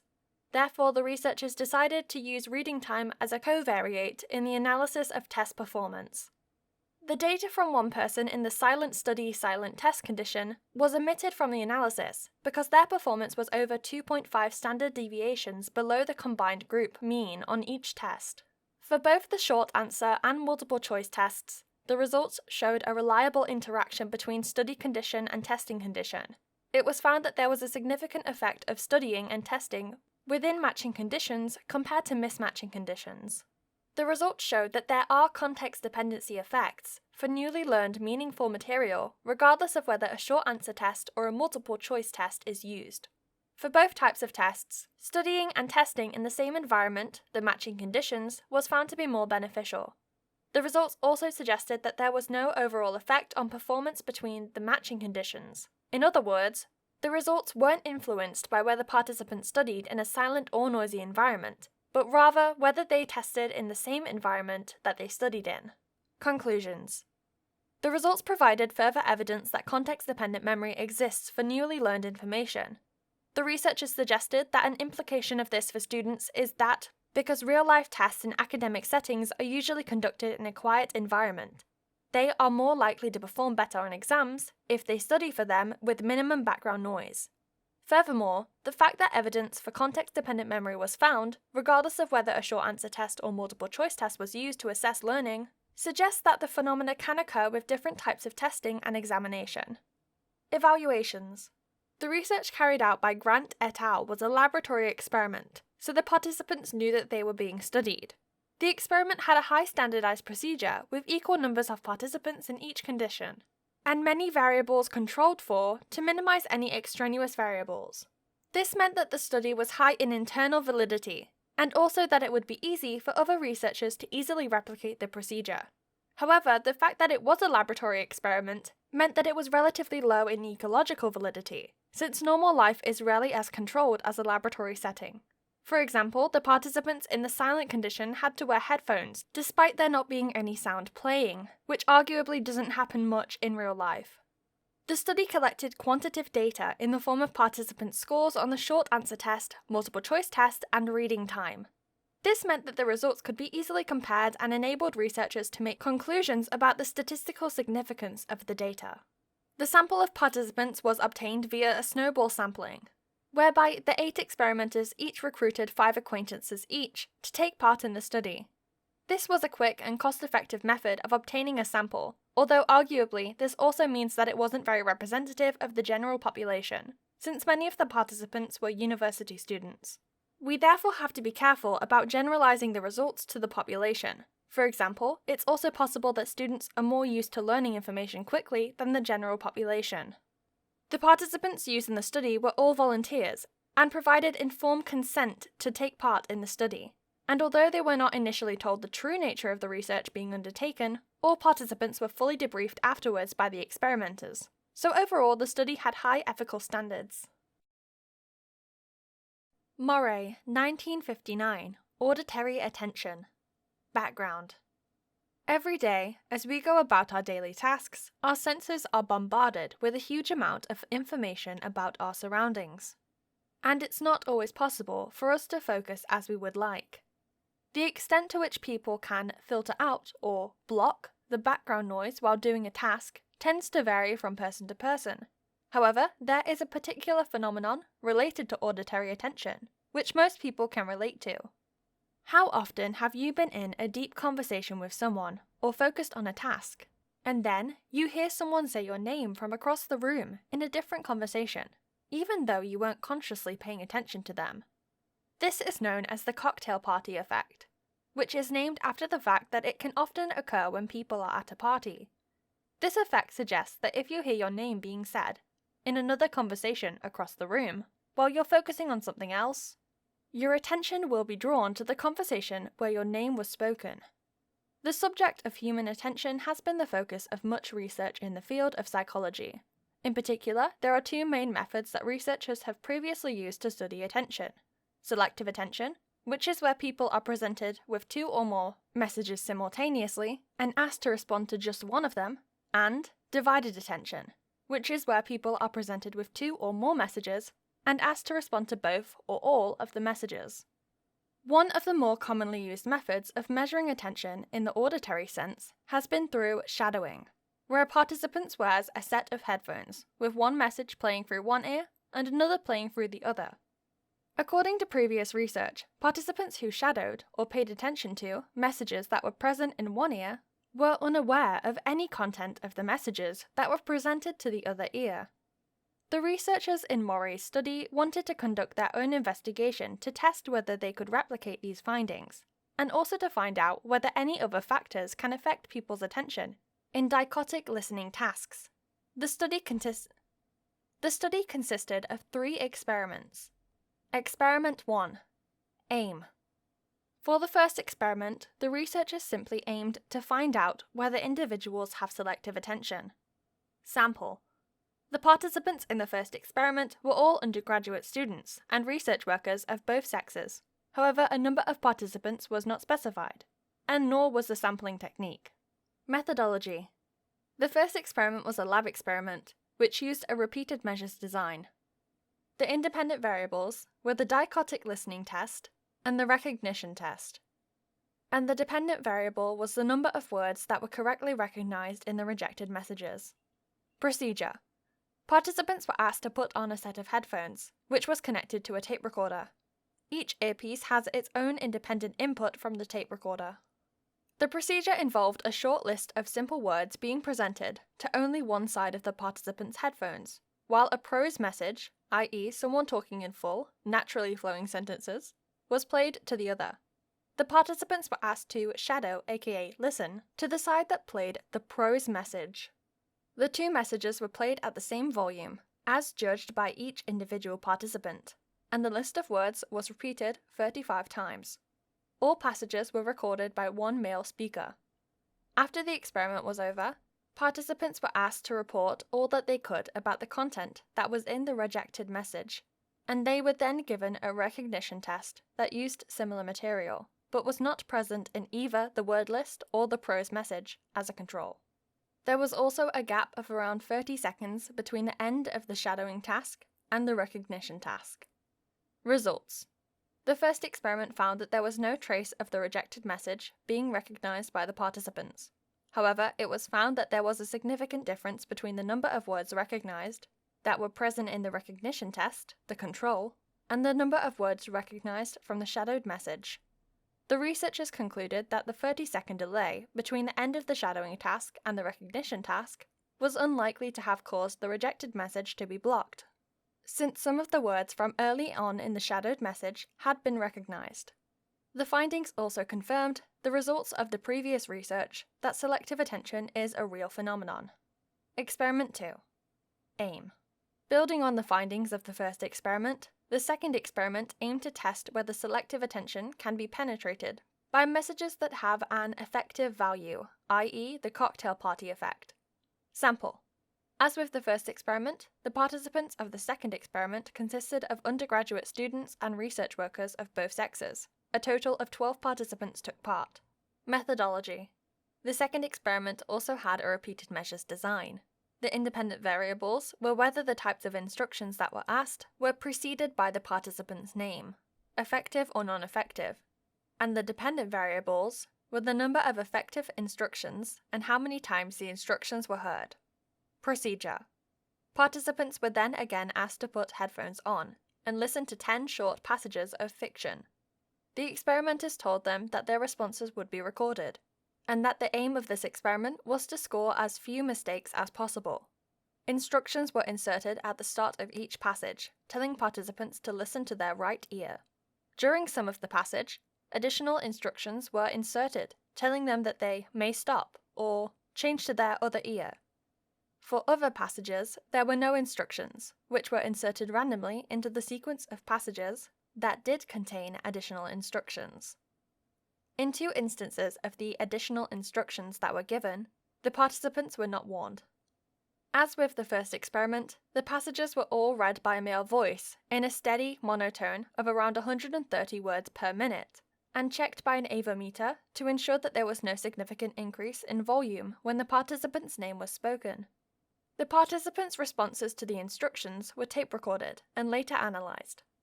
Results. It was found that most participants ignored the instructions that were inserted into the passages, because they said that they thought these were an attempt to distract them. The mean number of instructions that were heard during the passage was calculated in both the independent variable groups, and it was found that there was a significant difference between the number of times the instruction was heard in the passage preceded by the participant's name compared with those without a name. The researchers suggested that this shows that the effective value of a message is very important in determining whether it will penetrate the selective attentional barrier, and thus confirming the cocktail party effect. In addition, there were only 4 out of 20 occasions during the effective instructions where the participants actually made a change to the other message. Experiment 3. AIM. Following on from the second experiment, the third experiment focused on whether messages that included numbers might be remembered, rather than including the participant's name. The researchers wanted to test whether numbers that weren't considered important would be recognized, i.e., not their date of birth or home address. Sample. As with the first and second experiment, the participants of the third experiment were all undergraduate students or research workers of both sexes, consisting of 2 groups of 14 participants, making a total of 28. Methodology. The third experiment used an independent measures design. The two independent variables were whether numbers were inserted into one or two messages, and whether the participants were subsequently asked about the message they were shadowing, or whether they just had to recall numbers. The dependent variable was the amount of numbers that were correctly recalled by the participants at the end of the passage. Procedure. The participants were asked to shadow one of two dichotic messages, which were played simultaneously. Within some of the messages, numbers were inserted towards the end either in both messages or just one. The position of the numbers within the messages varied, as did whether the numbers were relative to each other in the dichotic messages. One group of participants was told that they would be asked questions about the content of the shadowed message at the end of each message, while the other group was simply told to remember as many numbers as they could. The difference between the mean amount of numbers reported from the two conditions were then analysed for significance. Results. It was found that there was no significant difference between the two conditions in the amount of numbers that were correctly identified, leading the researchers to conclude that the number did not become important enough to break through the attentional barrier. Conclusions. The researchers had several conclusions based on the results. Firstly, in any situation where someone is selectively focusing their attention on a message that is being played in one ear and blocking a message in the other ear, almost the entire content of the rejected message will fail to penetrate the attentional block. Moreover, even a short list of simple words that are spoken repeatedly will have no trace of being remembered if someone focuses their attention on another message. However, information that is effective to a person, i.e. important information such as their name, can penetrate the block, enabling them to recognize and remember instructions if their name is spoken prior to the rejected message. The perceived effective value of a message in relation to the persons hearing it is very important in ensuring that they recognize it and remember it. It is very important to make neutral information, such as numbers that are not significant to a person, important enough to break through the attentional block in dichotic shadowing. Evaluations. The study consisted of 3 separate laboratory experiments, meaning that there was a high level of control of the conditions and procedures. However, the fact that the study took place in a very simulated environment may reduce its ecological validity, since it's not necessarily similar to real life. The results consisted of quantitative data, which enabled the researchers to calculate the significance of differences between conditions. This also made the results more reliable, since it's easier to replicate the research. There was also a limited amount of qualitative data collected, for example in the results from the second experiment, where participants explained that they ignored the instructions that were inserted into the passages because they thought that these were an attempt to distract them. This provides in-depth, insightful data to help the researchers understand exactly how the participants rationalize their behavior. The experiments used a mix of repeated measures and independent measures design. A strength of using repeated measures design is that it avoided any individual differences, since the same participants were used, thus reducing any extraneous variables relating to the participants' ability and improving the study's internal validity. It also requires fewer participants to be recruited, which saves time and financial cost. A potential disadvantage of this, however, is that repeated measures design can result in order effect, due to having practiced their technique in the previous condition. A strength of independent measures design, in contrast to repeated measures, is that there are no order effects, since different participants are used in each condition. In this study, this helped to ensure that researchers were indeed measuring the effects of different variables on selective attention, rather than order effects. On the other hand, the fact that different participants were used from each group meant that there could have potentially been individual differences in their performance, which were not due to the independent variable, thus reducing the study's validity.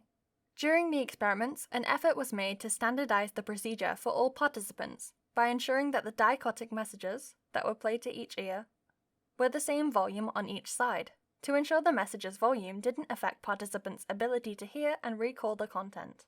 Moreover, all passages were recorded by the same male speaker, to ensure that the voice was not an extraneous variable between messages, which helped to improve the study's internal reliability.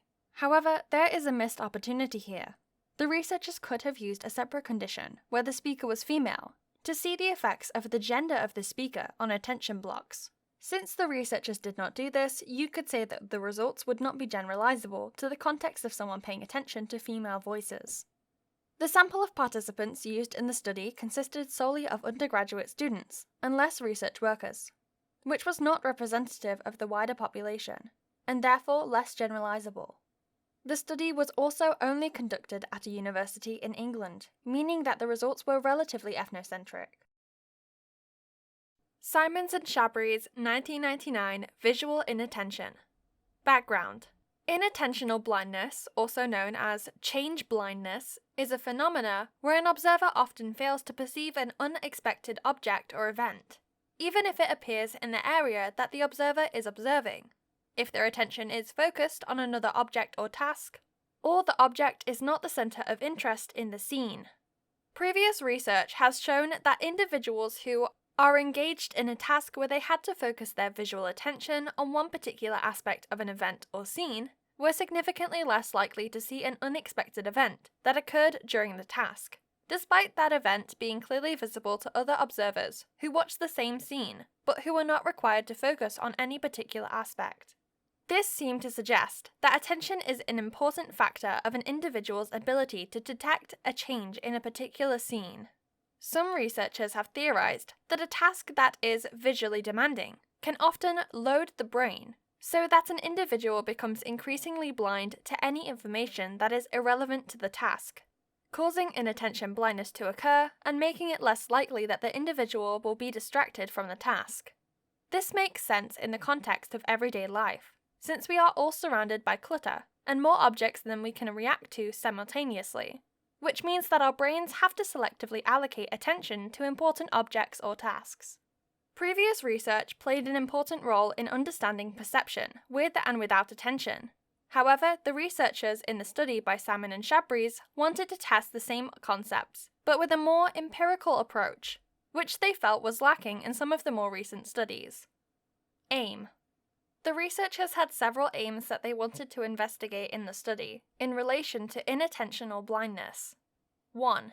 To investigate whether the difficulty of the task that participants were required to focus on would have an effect on inattentional blindness.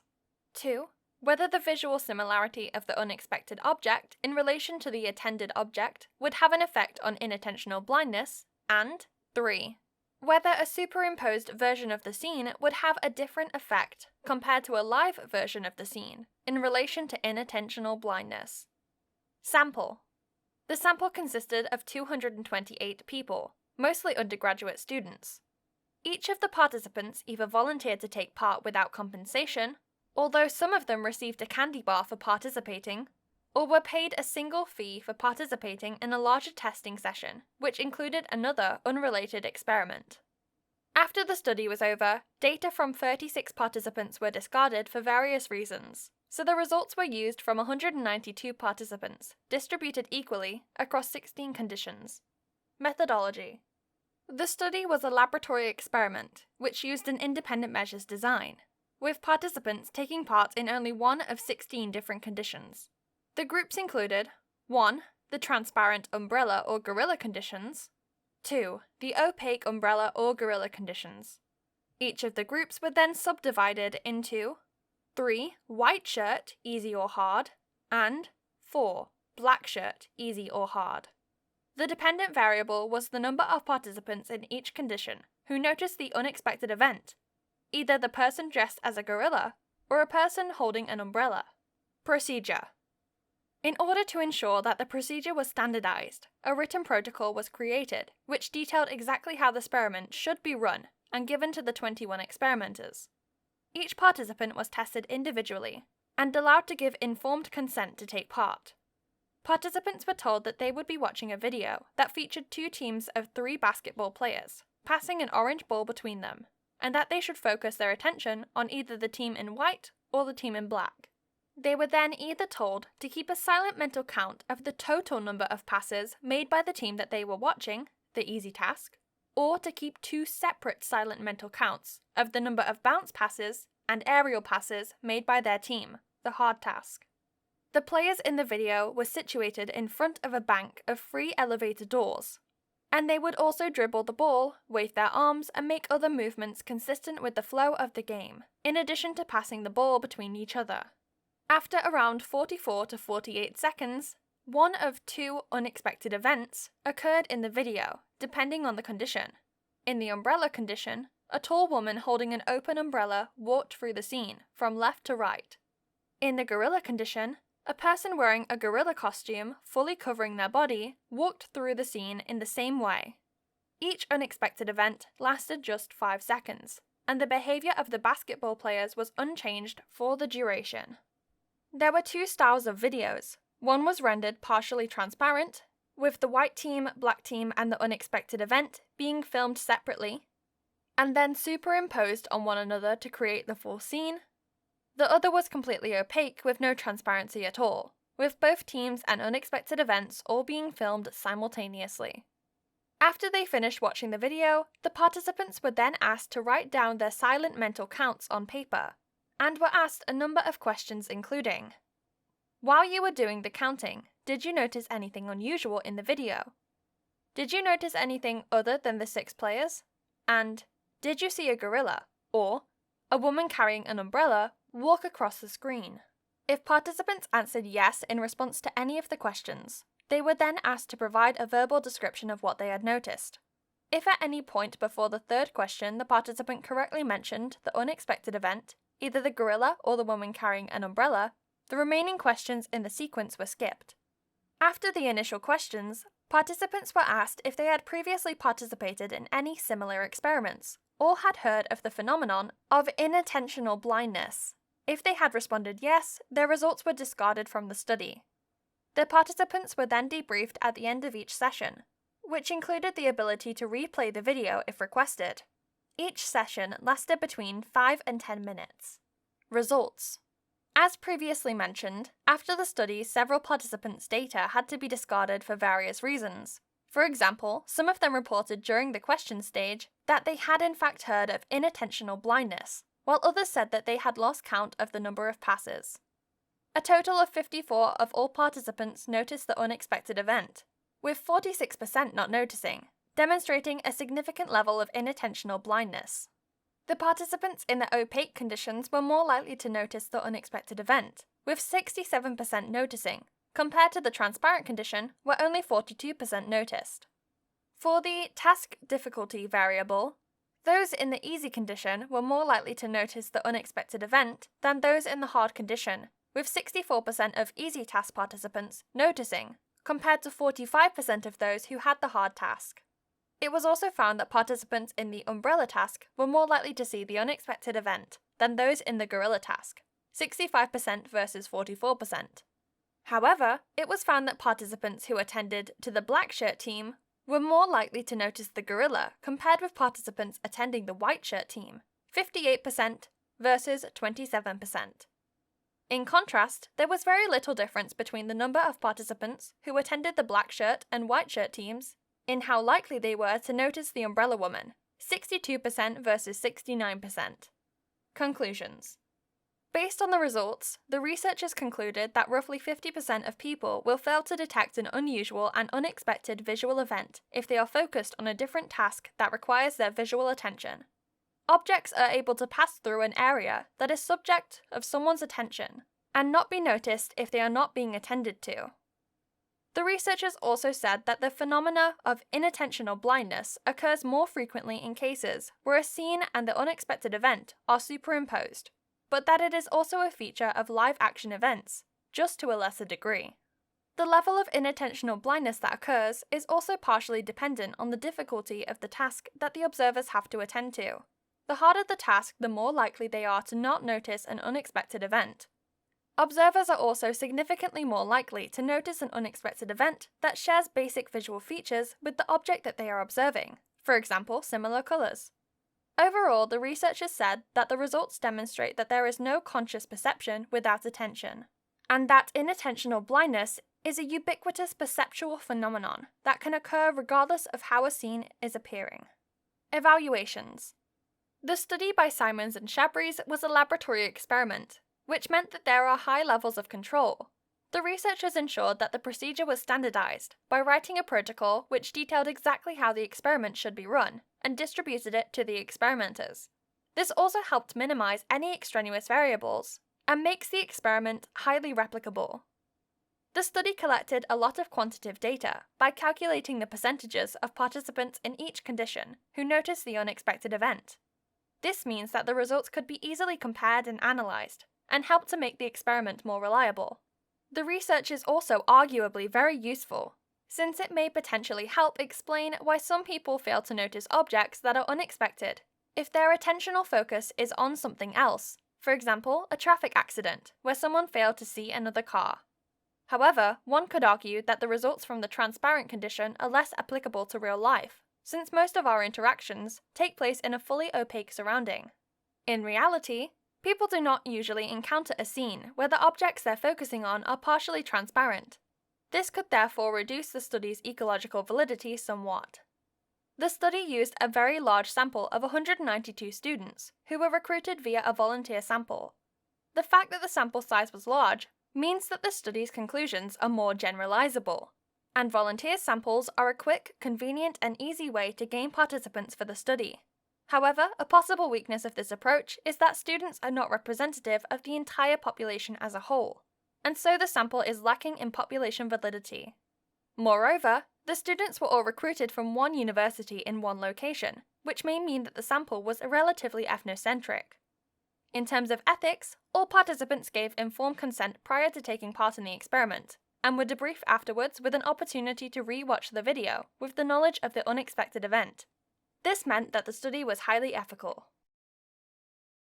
Bandura et al., 1961, Transmission of Aggression. Background. One of the main areas of psychological research is social psychology, which is interested in studying human behavior in a social context, and how people learn behaviors from others. In the mid-20th century, one of the dominant theories developed by researchers in the area of social psychology was social learning theory, which proposes that people can learn behavior by watching others, also known as vicarious learning. Social learning theory assumes that when someone watches another person get rewarded or punished for a particular behavior, they will learn whether that behavior should be conducted or not. Previous research has provided evidence that children will often imitate behavior that has been demonstrated by an adult via vicarious learning. However, much of the research had only demonstrated this effect occurred while an adult was still present, and had not tested whether imitation still occurs when the adult is not present. The study by Bandura et al. Therefore wanted to test the prevalence of imitative learning in children by exposing them to behavior demonstrated by an adult model, and then placing them in a novel situation without the model present. Aims. The study by Bandura et al. Aimed to investigate whether the imitation of behavior that is learned through vicarious learning can occur in the absence of a model. The researchers had four main hypotheses. Number 1. Children that observe models who exhibit aggressive behavior will be significantly more likely to display aggressive acts that resemble the model's behavior, compared with children who are shown non-aggressive models or no models. Number 2. Children shown non-aggressive models will exhibit significantly fewer aggressive acts than children who observed an aggressive model or no model. Number 3. Boys will imitate significantly more aggressive acts than girls. Number 4. Children will imitate behavior that is displayed by a model of the same sex more than behavior displayed by a model of the opposite sex. Sample. The participants of this study consisted of 72 children between the ages 3 and 6 years old, from the nursery school of Stanford University. The sample was divided equally between girls and boys, with 36 of each. The children were pre-assessed for aggressiveness by the experimenters and a nursery school teacher, who were familiar with the children. Based on these scores, the participants were put into groups of 3, with each group consisting of children that had similar levels of aggression. The groups were then randomly assigned to one of the 3 conditions. Methodology. The study was a laboratory experiment, which used matched pairs, or matched participants. Design. With each participant taking part in one of 3 conditions. The 3 independent variables consisted of the type of model, whether the child observed an aggressive adult model, a non-aggressive adult model, or no model in the control condition, the sex of the model, whether they were a male or female, and the sex of a child, whether they were a boy or a girl. The dependent variable was the amount of aggressive behavior shown by the children in the 3rd phase of the experiment. This was measured by the model, and also sometimes a secondary researcher, who both observed the participants through a one-way mirror so that they would not be aware that they were being watched. The observations were structured using a time sampling method, with regular observations being made at 5-second intervals. The behavior was classed into 3 categories: imitative aggressive responses, partially imitative responses, and non-aggressive imitative responses. Procedure. The study was conducted in 3 separate stages, designed to enable children to adequately observe the model, then provide an opportunity for them to display any imitative behaviour. In stage 1, each participant was taken to a room individually, and then invited to play with a potato print and picture stickers for approximately 10 minutes. During this time, in the aggressive model condition, the model entered the room and started assembling a Tinker toy set. But after around 1 minute, they turned to a clown doll, referred to as Bobo, and spent the remaining duration of stage 1 attacking the doll and expressing verbally aggressive utterances at it. The model would use a mallet in some cases, and in others threw the doll in the air.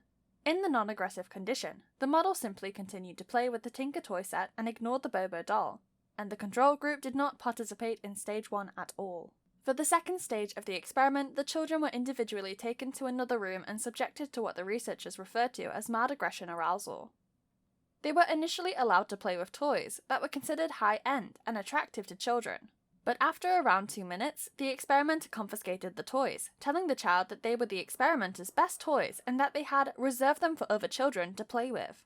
However, they were told that they could play with any other toys in the next room.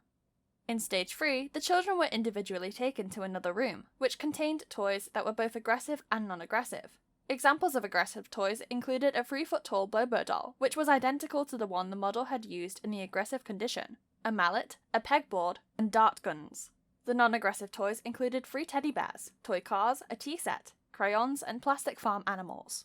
The experimenters observed the children through a one-way mirror for a total of 20 minutes, with regular observations concerning the participants' behaviour made at 5-second intervals, resulting in 240 response unit per child. Behaviour was categorised into either imitative aggressive responses, partially imitative responses, and non-aggressive imitative responses. Results. The observations generated from the third stage of the experiment showed that children in the aggressive condition who had observed the aggressive model in stage 1 were significantly more likely to exhibit imitative aggression responses than children in the non-aggressive or control groups. In all conditions, boys were more likely to display aggressive physical acts than girls, including imitative physical aggression, but there was little difference in the level of verbal aggression between boys and girls.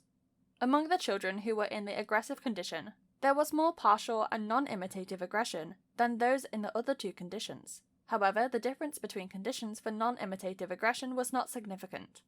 Children who were in the non-aggressive condition showed relatively little aggression, although the results were not always significantly less compared to those from the control group.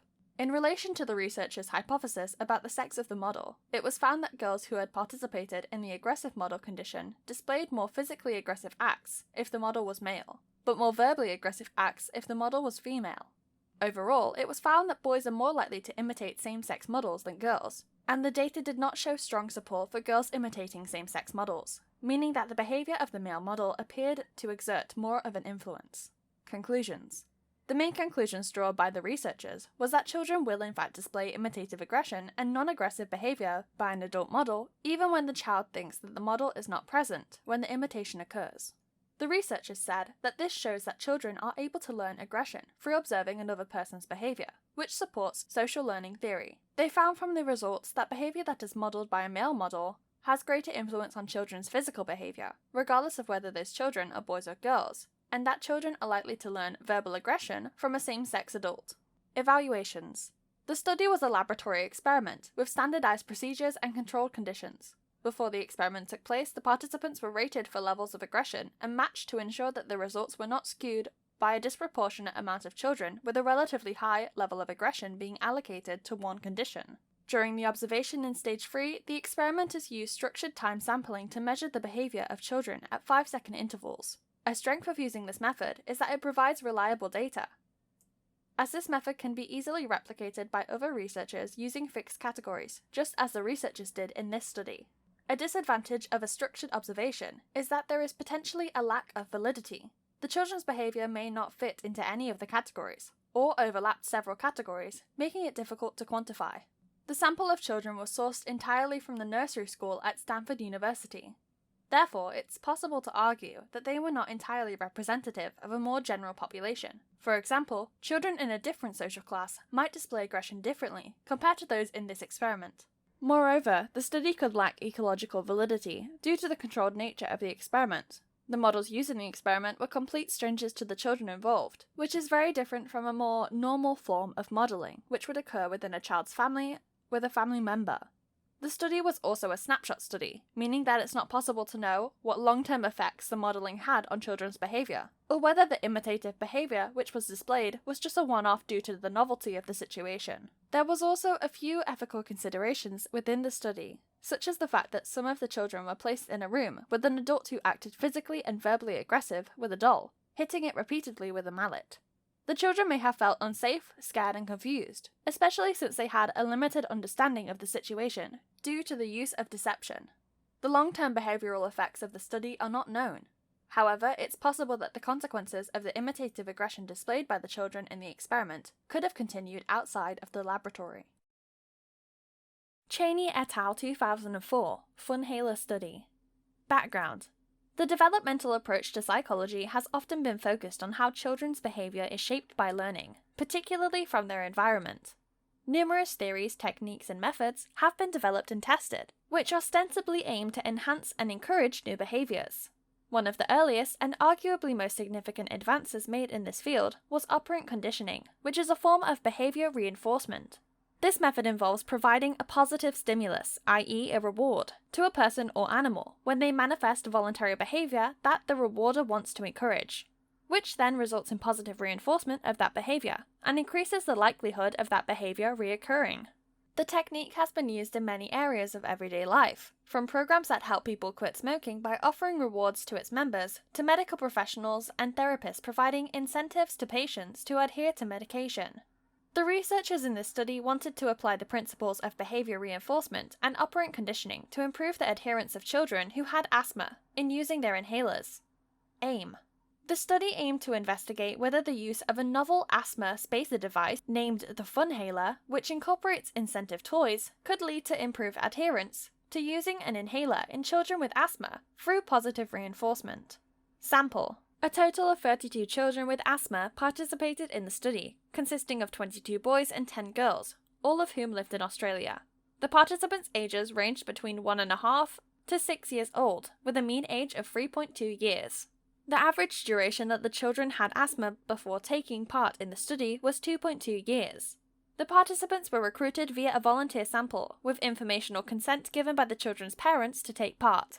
The parents also participated in the study by completing questionnaires regarding their children's adherence to the treatment and helping to administer the asthma medication. Methodology. The study was a field experiment, which used a repeated measures design. All of the data was gathered at participants' homes. The independent variables used in the experiment included whether a child used a standard small volume inhaler, called a Breathtech inhaler, or whether they used a Funhaler. The dependent variable was the level of adherence by the children to the treatment, i.e. how much they used their inhaler or Funhaler. This was self-reported by the children's parents. Procedure. Before the experiment was conducted, the researchers analysed the two devices used in the experiment, the standard Breathtech inhaler and the Funhaler, to ensure that the aerosol output was the same. This was an important control measure, since any differences in the amount of air output from the two devices could have contributed to a difference in the children's adherence to the treatment, rather than the intended independent variables. Overall, no significant differences in aerosol output were measured, meaning that the two devices were ideal for use in the experiment. The Funhaler delivers treatment to the user in exactly the same way as the standard inhaler, except it includes a number of additional features that make it more appealing to children. It incorporates incentive toys, such as a whistle or spinner, which are separate to the main inhalation circuit to prevent interference with the drug delivery. This design also enables the incentive toy module to be replaced by new toys to help prevent boredom.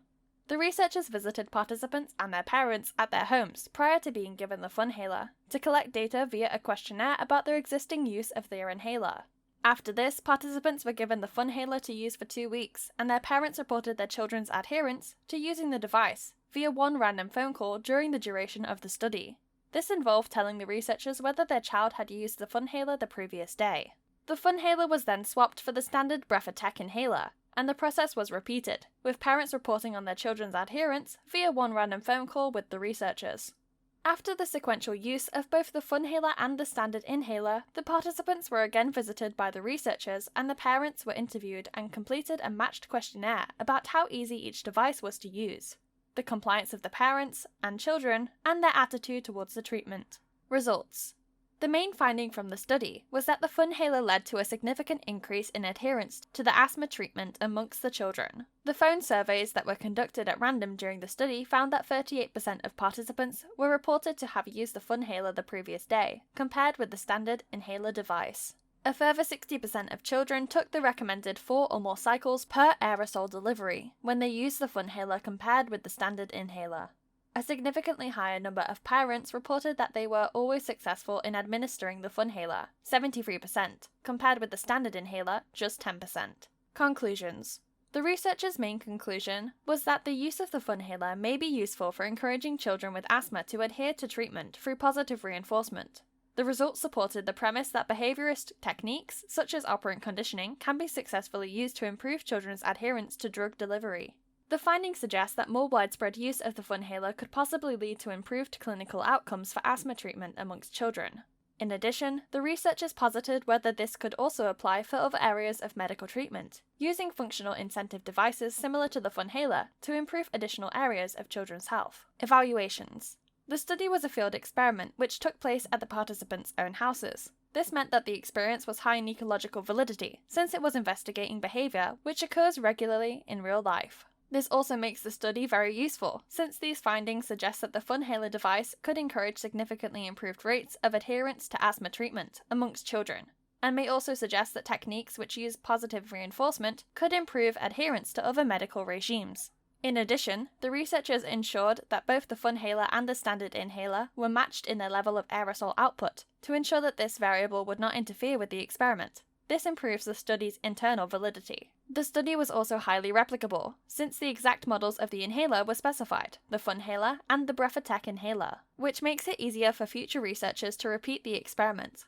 However, one weakness of this research was the limited sample that was used. There were only a total of 32 participants who took part, meaning that one could question how representative and generalizable the results are to a wider population. The participants were also all drawn from a relatively small area, meaning that the study could be considered ethnocentric. In addition, it's very possible that extraneous variables such as demand characteristics and social desirability could have come into play in relation to how the data was gathered. All of the data was self-reported by the participants' parents, who may have overestimated the child's adherence to the treatment, either due to unintentional mistake or because they didn't want to appear as bad parents. It's possible the parents may have also purposefully made more of an effort to encourage their children to adhere to using the Funhaler in order not to appear bad or neglectful to the researchers. Kohlberg 1968, Stages of Moral Development. Background. Lawrence Kohlberg was a psychology professor at the University of Chicago in the 1960s who was interested in how children develop a sense of morality as they grow older. Kohlberg proposed a theory whereby moral development is split into 3 distinct levels, which he called pre-conventional, conventional, and post-conventional. Each of these levels are further subdivided into 2 stages. The theory proposed that as people develop, they move through each of the stages in a fixed order, and they can only progress to the next stage after completing the prior one.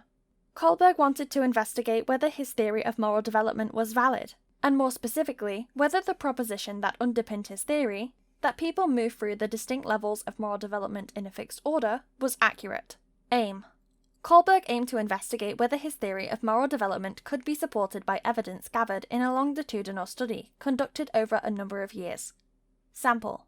The study consisted of a number of participants. The main group had 75 American boys, aged between 10 and 16 at the beginning of the study, 58 of whom were studied at 3-year intervals for a period of 12 years until they were aged 22 to 28. A number of boys from other cultures were also studied, including Canada, Mexico, Taiwan, Turkey, and the UK. Methodology. Kohlberg's study was a longitudinal study, carried out over 12 years, involving the same group of boys. Therefore, it used a repeated measures design. The data collected was qualitative, in the form of participants responding to Kohlberg's hypothetical moral dilemmas. Research was also undertaken by Kohlberg on moral development in other countries, using the same moral dilemmas, to investigate any similarities or differences between cultures. Procedure. Kohlberg used a storytelling technique to present each participant with hypothetical moral dilemmas in the form of a number of short stories. Each participant was given a 2-hour interview, which encompassed 10 separate moral dilemmas. One example of these short stories were as follows. A man named Heinz, who lived somewhere in Europe, had a wife who was dying from a specific type of cancer. The doctor said that a newly discovered drug might save her, and that it had been discovered by a local chemist. When Heinz tried to buy some, he discovered that the chemist was charging 10 times more the amount of money it cost to produce the drug, which was a lot more than Heinz could afford to pay. After raising some money with the help of his family and friends, Heinz still only managed to reach half the amount of money that the chemist was charging for the drug. He pleaded with the chemist that his wife was dying of cancer, and asked if he could have the drug cheaper, or pay part of the cost now and repay the rest later. The chemist refused, saying that he was entitled to make money from the drug since he had discovered it. Heinz was desperate to have the drug, so he could save his wife, so he broke into the chemist later that night and stole the drug. After telling the story, Kohlberg asked the participants a number of questions, including, should Heinz have stolen the drug? Would it change anything if Heinz did not love his wife? What if the person dying was a stranger? Would it make any difference? Should the police arrest the chemist for murder if the woman died?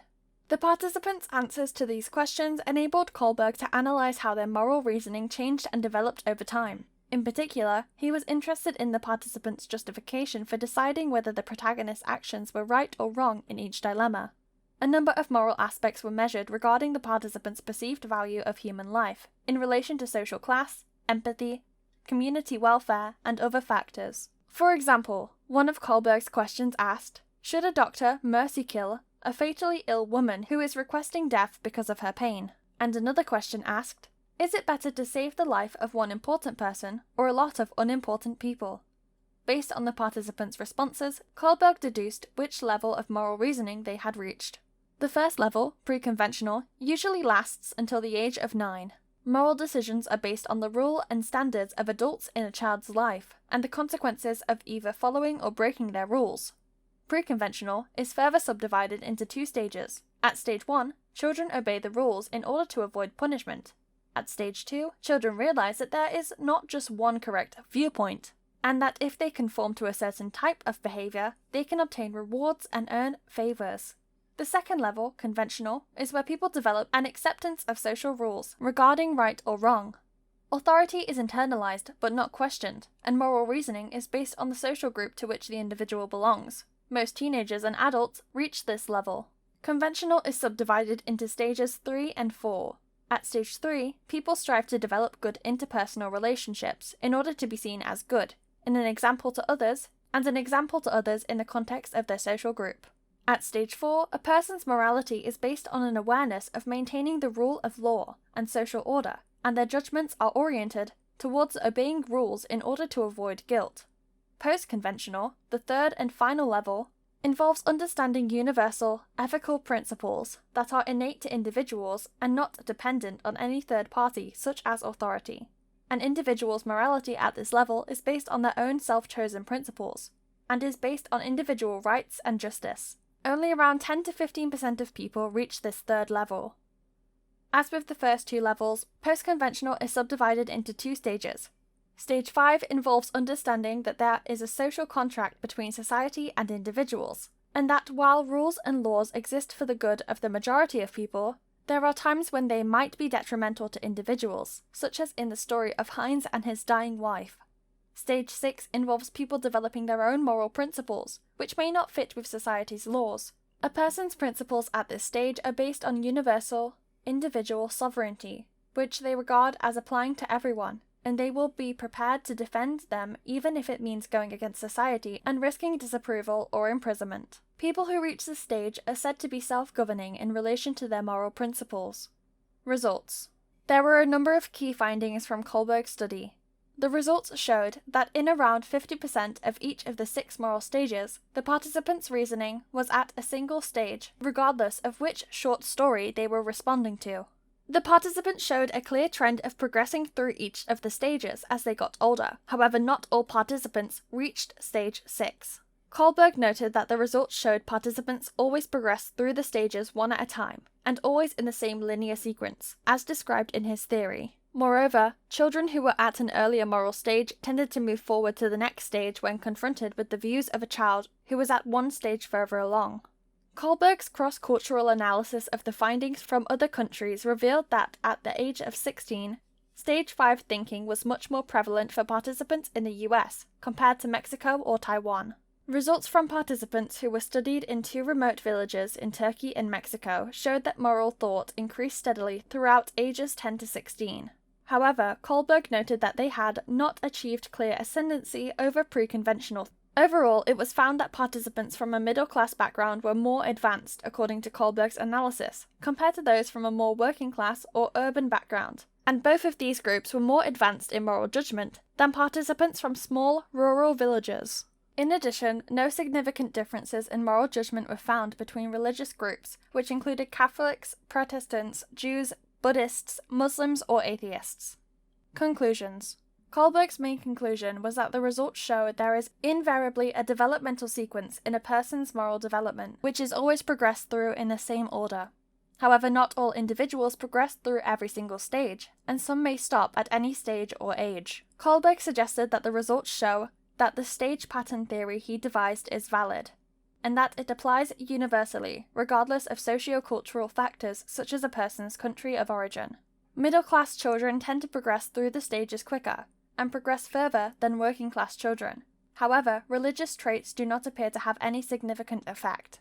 Evaluations. One of the main problems with Kohlberg's study is that the dilemmas are not real situations, and therefore lack ecological validity. It's also possible to argue that some of the stories were not age-appropriate for the participants. For example, the children who were asked about the Heinz dilemma probably would not have been able to relate to the situation, since they had never been married and therefore would not have to deal with any similar dilemma in real life. This potentially reduces the study's usefulness and validity. The sample used in the study was also not representative, since it consisted of only male participants, and therefore focused only on investigating the development of morality in men and boys. Moreover, the research design of the study mostly focused on collecting qualitative data about how the participants would respond to moral dilemmas, which was highly subjective and mostly analysed by only Kohlberg himself. There was a limited inter-rater reliability. However, a positive aspect of the methodology used was that it was cross-sectional, conducting the same research with participants from multiple countries, which meant that the study was not ethnocentric. A further strength of the research is that the study was longitudinal, which meant that Kohlberg could measure change and development in the participants' reasoning over time. The study also arguably had a high level of replicability, since Kohlberg clearly outlined the stages of moral development that he was measuring, and the indicators that characterized each stage. This therefore makes it easier for future researchers to conduct a study using the same criteria. Lee et al. 1997. Evaluations of lying and truth-telling. Background. One of the earliest topics of interest in the field of developmental psychology in the late 19th century was the extent to which children are able to understand and rationalize lying and truth-telling. However, a limitation in some of the research conducted in this area, including studies that were conducted in the mid to late 20th century, is that a lot of it was conducted exclusively in Western countries. This meant that it was difficult to know whether the findings could be generalized to children from other parts of the world, which have different socio-cultural backgrounds. In particular, researchers were interested in whether children living in the cultures that are more individualistic had a different understanding and moral perception of lying and truth-telling compared to children from a more collectivist-oriented culture. Aim. Lee et al. Devised a study to compare moral evaluations of lying and truth-telling amongst Canadian children and children in China. Sample. The study comprised of 2 main groups of participants, children living in Canada and children living in the People's Republic of China. These groups were then further subdivided by the children's ages. The Chinese group consisted of 120 children, 60 girls and 60 boys. 40 of the children were age 7, a further 40 age 9, and the final 40 age 11. The Canadian group contained 108 children, including 58 boys and 50 girls. 36 of them were age 7, 40 age 9, and 32 aged 11. Both groups were recruited from elementary schools within regional capitals of both countries. Most of the Canadian children were from a middle-class background. However, the socio-economic background of the Chinese children was not known, since there were no official statistics that categorized citizens based on class in China. Methodology. The study was cross-sectional, since it measured different socio-cultural groups, and it was also a laboratory experiment, using an independent measures design. The independent variables included whether the participants heard the physical story or the social story, Whether participants heard the pro-social stories that involved children who carried out a good deed, or antisocial stories that involved a child who carried out a bad deed, the age of children, and the children's ethnicity. The dependent variables included how the participants rated the story characters' actions, ranging between very, very good, +3, to very, very naughty, -3, on a 7-point scale. The ratings also included a neutral option, neither naughty nor good. The second dependent variable was how the participants rated the story's character verbal statements, again ranging between very, very good to very, very naughty. The participants were allocated to the conditions randomly. Of the Chinese sample, half of the 120 participants took part in the social story, and the other half took part in the physical story. With the Canadian sample, 19 of the 7-year-olds, 20 of the 9-year-olds, and 17 of the 11-year-olds took part in the social story, and the rest took part in the physical story, consisting of 17 7-year-olds, 20 9-year-olds, and 15 11-year-olds. Procedure. The study involved two main types of stories. These were either a physical story, which focused on a physical environment involving objects, or a social story, which focused on a social environment involving individuals. These two types of stories were further subdivided between pro-social versions of the story, where a child is portrayed carrying out a good deed, and either telling the truth or lying about it, or an anti-social version of the story, where a child is portrayed carrying out a bad deed and then either lying about it or telling the truth. Overall, each of the study's participants were read 4 scenarios, 2 pro-social and 2 anti-social versions of either the physical or social stories, depending on which of the 2 conditions they had been allocated to. Participants were tested individually and were asked 2 questions per story, one regarding whether the deed the story character had carried out was good or naughty, and another regarding whether them lying or telling the truth about their deed was good or naughty. The researchers altered the order of the words good or naughty in their questions to help minimize any order effects, and the order that the stories were told were also altered using a randomization table for the same reason. Prior to being read the stories, the participants were explained the meaning of each rating symbol. These were very, very good, 3 red stars, very good, 2 red stars, good, 1 red star, neither good nor naughty, a blue circle, naughty, 1 black cross, very naughty, 2 black crosses, or very, very naughty, 3 black crosses. The meaning of each symbol was repeated prior to both questions that were asked during the story. An example of one of the stories, which was a pro-social version with lie-telling, is as follows. Alex's class had to stay inside at break time because of bad weather, so Alex decided to tidy up the classroom for his teacher. Question 1. Is what Alex did good or naughty? The participants then chose a rating between very, very good and very, very naughty to evaluate Alex's deed. The story then continued. When the teacher returned after break time, she said to her class, "I see that someone has cleaned the classroom for me." And the teacher then asked Alex, "Do you know who cleaned the classroom?" Alex said to his teacher, "I did not do it." Question 2. Is what Alex did good or naughty? After the study was over, participants were involved in a post-experimental discussion with the researcher. Results.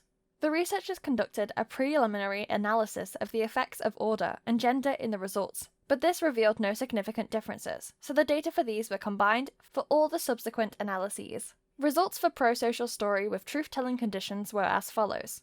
The children from both Canada and China rated the pro-social deeds similarly. Canadian children gave similar ratings in relation to truth-telling at each age. However, the Chinese children gave less favourable ratings for truth-telling as their age increased. In the pro-social with lie-telling conditions, children from Canada rated lie-telling negatively overall, but as their age increased, their rating became less negative. The Chinese children showed a similar trend, with their ratings changing from negative to positive as age increased. Results from the antisocial with truth-telling conditions showed that children from both cultures gave similar ratings for antisocial behaviour, and they also both rated truth-telling very positively. For the antisocial with lie-telling conditions, participants from both cultures rated lie-telling negatively, and the negative ratings increased with age for both Chinese and Canadian children. Overall, it was found that Chinese 7-year-olds gave a higher level of negative ratings for bad behaviour and lie-telling if the situation in the story involved people, i.e. the social condition, compared with stories where the situation involved objects. However, for 7-year-old Canadian children, the exact opposite was true. They gave worse ratings for bad behaviour and lie-telling for the physical stories, which involved objects, as opposed to the social stories which involved people. Conclusions. One of the researchers' main conclusions was that moral development is at least partly affected by social culture and environment that people grow up in. Li et al. Suggests that children who are raised in a collectivist-oriented society, for example China, are more likely to judge antisocial behavior more negatively if the action focuses on a person rather than an object, because Chinese society emphasizes self-effacement, modesty, and the good of the community. On the other hand, according to the researchers, children who are brought up in an individualist society, for example Canada, are more likely to judge antisocial behavior more negatively if the action focuses on an object rather than a person, because they emphasize the material needs of individuals and their rights and possessions, rather than the community as a whole. Li et al. Summarized this effect as a product of specific social and cultural norms that have an impact on children's development of moral judgment and are modified over time by age and experience within the culture. Evaluations. The study was a laboratory experiment which collected quantitative data in the form of a rating scale. This increased the results' validity, since the researchers were able to quantify the participants' opinions about how characters in each story had acted, enabling them to compare and analyze their answers. The study was also reliable, since it had a highly standardized procedure which makes it easy to replicate, and also the decisions to have the children evaluate 4 stories, rather than just 1. This meant that the researchers could see whether their responses were consistent across each of the different stories, which therefore improved the results' reliability. The researchers took steps to reduce any order effects by randomizing the order of words good or naughty in their questions, and the order that the stories were told. Participants were also randomly allocated to each condition, which helped to minimize any confounding variables, and therefore increased the study's internal validity. The fact that participants were used from different countries meant that ethnocentrism was minimized. However, it also could be argued that the 2 countries that were used, China and Canada, are not completely representative of the underlying social and cultural norms that the researchers mentioned in their conclusions. This could also potentially mean that the study has limited generalizability, since we can't be totally sure that the results definitely apply to other countries. The study was a snapshot study, which meant that it was quick, easy, and relatively cheap to investigate the dependent variables. However, this also meant that the children could only be studied once at one particular age, meaning that the researchers could not study how their point of view about stories might change over time. The researchers did use different participants of various ages to simulate how their opinions alter with age. However, it's possible that this may have been due to other confounding variables, since the same participants were not studied longitudinally. Sperry 1968, Split Brain Study. Background. The biological approach to psychology is primarily focused on the relationship between our human autonomy and our behavior and experiences. The approach has led to many useful discoveries, such as how the nervous system and various chemicals can have a big effect on our behavior, as well as advances in medical treatment, for example MRI scanners, which can detect various conditions and activities in the brain. One such discovery led to a groundbreaking new treatment for people who suffer from epilepsy. People who suffer from epilepsy can have episodes of fits or seizures, which are caused by a sudden burst of electrical activity in the brain. The epilepsy occurs when the electrical storm travels from one hemisphere of the brain to the other, causing the entire brain to be affected and causing an epileptic episode. It was discovered that the main region of the brain responsible for connecting the left and the right hemisphere of the brain is the corpus callosum, which is a large band of white matter located in the center, and that when this is severed, it can reduce and even prevent epilepsy in patients. This procedure continues to be used today for severe cases of epilepsy. However, it does come with additional side effects. The brain is composed of 2 distinct hemispheres, which both specialize in different types of information. Generally, the left side controls speech, language, arithmetic, and comprehension, and is sometimes known as the analytical or logical brain, while the right side controls creativity, artistic ability, and intuition, and is often known as the creative brain. Brains are also contralateral, which means that information that enters your senses on the left side of your body gets processed by the right brain hemisphere, and information entering senses on your right side gets processed by left brain hemisphere.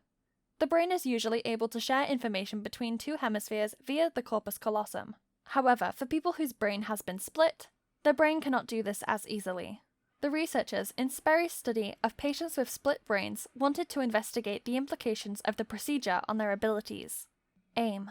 Sperry wanted to investigate how each hemisphere of the brain processes independent streams of consciousness and memories, and how this impacts the ability of split brain patients. Sample. The study used a total of 11 participants, all of whom had previously undergone a split brain surgery to help treat their severe cases of epilepsy. All participants had had their surgeries at varying times, ranging between 5.5 years before the study and just a few weeks or months. Methodology. Sperry's study was a quasi-experiment, which took place in a laboratory using an independent measures design. The independent variable was whether or not participants had a split brain. However, there was no control group that was measured during the experiment, since the effects of not having a split brain were already known. The dependent variable was the performance of participants on the tactile and visual tasks in the experiment. Procedure. The visual tasks that Sperry devised consisted of having the participants sit at a table in front of a screen. Participants were instructed to stare at a focal point in the center of the screen while having one eye covered. The researcher would then project images and other visual stimuli onto either the left side of the screen or the right, depending on which corresponding eye the participant had open. However, at least one of the visual tasks involved stimuli being presented to both sides. All of the visual stimuli that were projected onto the screen was only shown for 1/10 of a second to ensure that the stimuli only entered the intended visual field, left or right. The $ and question mark task involved a $ and a question mark being presented to the screen simultaneously, one to the left visual field and one to the right, and then the participants were tested on what they had seen. During the tactile tasks, the participants were instructed to put their hands under the screen, so that they could touch a number of objects on the other side, which they couldn't see. The experimenter would place objects into the participants' hands, then ask them to describe them. Results. For the visual tasks, it was found that the participants' ability to reliably identify the stimuli presented to them was severely impaired. In one of the tasks, where lights were flashed from the left visual field of the screen to the right, the participants reported only seeing lights flash up on the right side. However, when the right eye was covered and the lights were flashed to their left visual field, the participants claimed to have not seen any lights whatsoever. But when asked to point at which side the lights had flashed, they could do so. Another finding was that participants could only recognize visual stimuli that had been presented previously if it was shown to the same side. For example, if they were shown stimuli to the right visual field, and then subsequently shown the same stimuli in the left field, they would claim that they had not seen it before. It was further found that stimuli presented to the right visual field, which is connected to the left brain hemisphere responsible for speech and language, participants could describe what they had seen in speech and writing with their right hand. If the same stimuli was presented to their left visual field, which is linked to the right brain hemisphere responsible for creativity and intuition, they would either insist they didn't see anything, or that stimuli was only present on the right visual field, which they hadn't seen. However, the participants were able to non-verbally indicate which stimuli they had seen by pointing with their left hand. In the $ and question mark task, where a $ was shown to the left visual field and a question mark shown to the right visual field, it was found that participants would draw a picture of the $ when asked to draw what they had seen. But when asked to verbally identify what they had seen, they would report having seen a question mark. Similarly, with the tactile tasks, any object that were placed in the participant's right hand could be accurately described, either verbally or through writing. However, if those same objects were placed in the participant's left hand, they could only make guesses about what they were holding, and often seemed unaware that they were even holding anything at all. Objects that had previously been held would only be recognized again by the same hand. For example, any objects that had only been handled by the left hand were not recognized by participants as being an object that they had previously held, when they held it with their right hand. When two different objects were placed in each hand of the participant, and then hidden in the pile of objects, both hands could only identify the object that it had held, and ignored the other hand's object. Conclusions. The researchers concluded that the brains of split-brain patients have lost the ability to cross-integrate information from one hemisphere to the other. This means that they seem to have two independent streams of consciousness, each with a set of perceptions, memories, impulses, and abilities, almost like two independent minds in one body. The fact that participants' brains were split meant that any stimuli that was presented to one hemisphere was not processed by the other hemisphere. Due to the distinct roles of each hemisphere, the loss of cross-integration manifested as the inability of the participants to verbally describe or describe in writing any stimuli that was presented to their left visual field, despite the fact that they could still non-verbally identify that same stimuli by pointing at it with their left hand. This shows that in order to verbally describe something, the region of the brain associated with language has to be able to communicate with the region that processes stimuli for that specific field, either left or right. Evaluations. The study was a quasi-experiment, since the independent variables occurred naturally and were not manipulated by the researchers. This makes it more difficult to establish cause and effect compared with a traditional laboratory experiment, due to the low level of control. The researchers also decided not to use a control group specifically within the experiment, which reduces the study's validity, since there was no separate condition to compare the split-brain patients' results to. However, the researchers did state that a control group was not needed, since the results of healthy people without a split brain were already known. The study's external validity and ecological validity was quite low, since stimuli was deliberately only delivered to one hemisphere, by using an eye covering to prevent stimuli from being processed by both. This would not usually happen in the participants' everyday lives, since they would normally use both eyes to process stimuli from the world around them, which would negate the fact that they had lost the ability to cross-integrate information between hemispheres. The sample consisted of 11 participants, which is a relatively small sample due to the rarity of split-brain patients. The participants had also previously suffered from another neurological problem in the form of epilepsy, which may have acted as a confounding variable, and also means that we should be careful in generalizing the study's findings. The researchers ensured that participants used eye coverings, which improved the level of control in the study by preventing stimuli from being processed by both the participants' hemispheres. The study was also fairly ethical, since no variables were manipulated in the experiment and the participants' split brains were naturally occurring. Participants were also not deceived and were able to give their consent before taking part in the study. Casey et al. 2011. Neural correlates of delay of gratification. Background. Delay of gratification can be defined as the process through which a person resists the temptation of an immediate reward in favor of a larger or more permanent reward later on. A growing body of research has investigated delay of gratification and how it applies and manifests in other areas of a person's life. For example, it has been linked with higher levels of academic success, better mental and physical health, social skills, and more. Specifically, previous research has showed that children's performance on a delay of gratification task can have a high level of predictive validity for their later performance on a go-no-go task. This type of task involves participants being asked to respond in a particular way to certain types of stimulus that is presented to them. For example, a test on a computer where participants have to click their mouse when a happy face appears, and not click when a non-smiling face appears.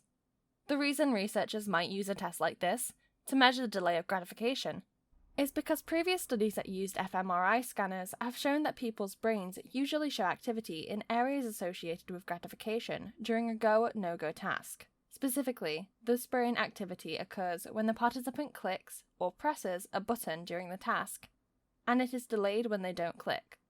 So it's a useful way to measure what happens in the brain when delay of gratification occurs.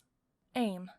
The researchers in Casey et al. Wanted to investigate whether delay of gratification in children would predict the ability to control impulses and sensitivity to alluring or social cues at both the neural and behavioral level when the participant reached adulthood. Sample. The participants in the study initially consisted of 117 children, aged 4 years old, from a nursery school in Stanford, California. Of those original participants, 59 of them were then studied again in their 40s, taking part in the first of Casey's experiments. A further 26 were then studied in the second experiment. Methodology. The study by Casey et al. Was longitudinal, conducted over several years with the same group of participants. The study was also a quasi-experiment, since the independent variables were naturally occurring. Participants were categorized into either high delay or low delaying groups, depending on their performance in a delay of gratification task, which was conducted before the main experiments. The dependent variable was the participants' performance on the go-no-go task, where their reaction times and number of correct and incorrect responses were measured. Their brain activity was also measured during the go-no-go task using an fMRI scanner. Procedure. In the first experiment, 59 participants took part in a go-no-go task. They were categorized as either high delayers or low delayers based on the delay of gratification task they had completed when they were children. 32 of the participants were classed as high delayers, and 27 were classed as low delayers. The participants were instructed to complete two versions of a go-no-go task, a cool version of the task and a hot version of the task. Both versions were completed at the participants' homes via a laptop that was sent to them. In the cool version of the task, the participants had to look at the computer screen while individual images of male and female faces were presented. One of the sexes was allocated as the go stimulus, or target, to which the participants were instructed to press a button if they saw them, and the other sex was allocated as the no-go stimulus, or non-target, which they were instructed to withhold a button press. The hot version of the task was identical to the cool version, except that fearful and happy facial expressions served as the go or no-go stimuli instead of male and female. Before the start of each session, a screen would appear before the test to notify the participants which stimulus would be allocated as their target stimulus. The participants were also instructed to respond to the go stimuli as quickly and accurately as possible during the test. Each face was presented for 500 milliseconds, followed by an interval of 1 second before the next stimulus appeared. In total, 160 trials were shown per test, consisting of 120 go stimuli and 40 no-go stimuli, in a pseudo-randomized order. The participants' performance were measured in 4 runs, representing each combination of the variables, consisting of the sex of the stimuli, i.e. whether the faces were male or female, and also the allocation of the correct response to each stimuli, i.e. whether the male or female stimuli was the target or non-target. In the second experiment, 27 of the 59 participants from the first experiment were invited back to take part for further testing. However, one participant was ultimately excluded due to an abnormally low performance, which meant that a total of 26 participants were analysed in the results. The second experiment used an fMRI scanner to measure the participants' brain activity while they completed a hot version of the go-no-go task. There were slight differences with this task compared to the hot go-no-go task from the first experiment. The second version consisted of each face being presented for 500 milliseconds, followed by jittered inter-trial intervals, which ranged in duration from 2 seconds to 14.5 seconds before the next trial. A total of 48 trials were shown during each run, with 35 go stimuli and 13 no-go stimuli presented in a pseudo-random order. Responses were collected for both fearful and happy expressions in each run, resulting in 70 go trials and 26 no-go trials per participant. From the results gathered by the fMRI scanner, the researchers anticipated that low delayers would show diminished brain activity in their right prefrontal cortex and amplified brain activity in their ventral striatum when compared with the high delayer participants. Results. The findings from Experiment 1 showed no significant difference in reaction times for both the go and no-go tasks between low-delaying participants and high-delaying participants. Similarly, when comparing accuracy on the go trials in both the cool and hot tasks, both the low delayers and high delayers displayed no significant differences. However, the level of accuracy for the no-go trials was more varied, with low-delay participants making more errors than high-delay participants. Also, when directly comparing performance in the cool and hot tasks, it was found that both low and high delayers performed comparably on the cool task. However, on the hot task, the low delayers performed worse relative to the cool trials, whereas high delayers performed the same on both cool and hot tasks. Therefore, overall, the go-no-go task only produced differences in performance between the two delay groups when they were both in the hot condition, when the stimuli were happy faces and fearful faces. As with Experiment 1, the second experiment showed that there was no significant difference in reaction times, and overall accuracy for go trials in the hot task were high. However, again, there was a more varied performance in the no-go trials in the hot task, with the 12.4% of all responses being wrong. A comparison of the low and high delayers' performance in the no-go trials of the hot task were consistent with the results from the first experiment, with low delayers making more errors than high delayers. The results from the fMRI scanner identified the regions of the brain associated with delay of gratification. The right prefrontal cortex was involved in accurately withholding a button press, i.e. delaying gratification. It was found that low delayers had a diminished level of activity in their right prefrontal cortex when they correctly responded to no-go trials relative to go trials, compared to high delayers who had more activity. In addition, the ventral striatum, which is associated with the feeling of reward, showed a significant difference in activity between low and high delayers, with an elevated level of activity for low delayers during a no-go trial, when the stimuli was a happy face, compared to high delayers who had less activity. Conclusions.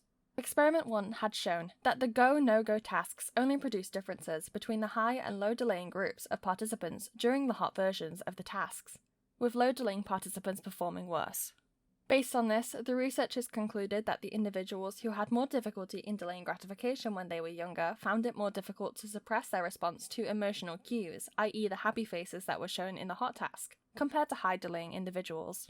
Similarly, for the second experiment, the researchers found that high-delaying participants showed more activity in their right prefrontal cortex, an area associated with control, during the go-no-go task, compared to the low-delaying participants. The opposite was true for the ventral striatum, an area associated with the feeling of reward, with low delayers showing more activity than high delayers.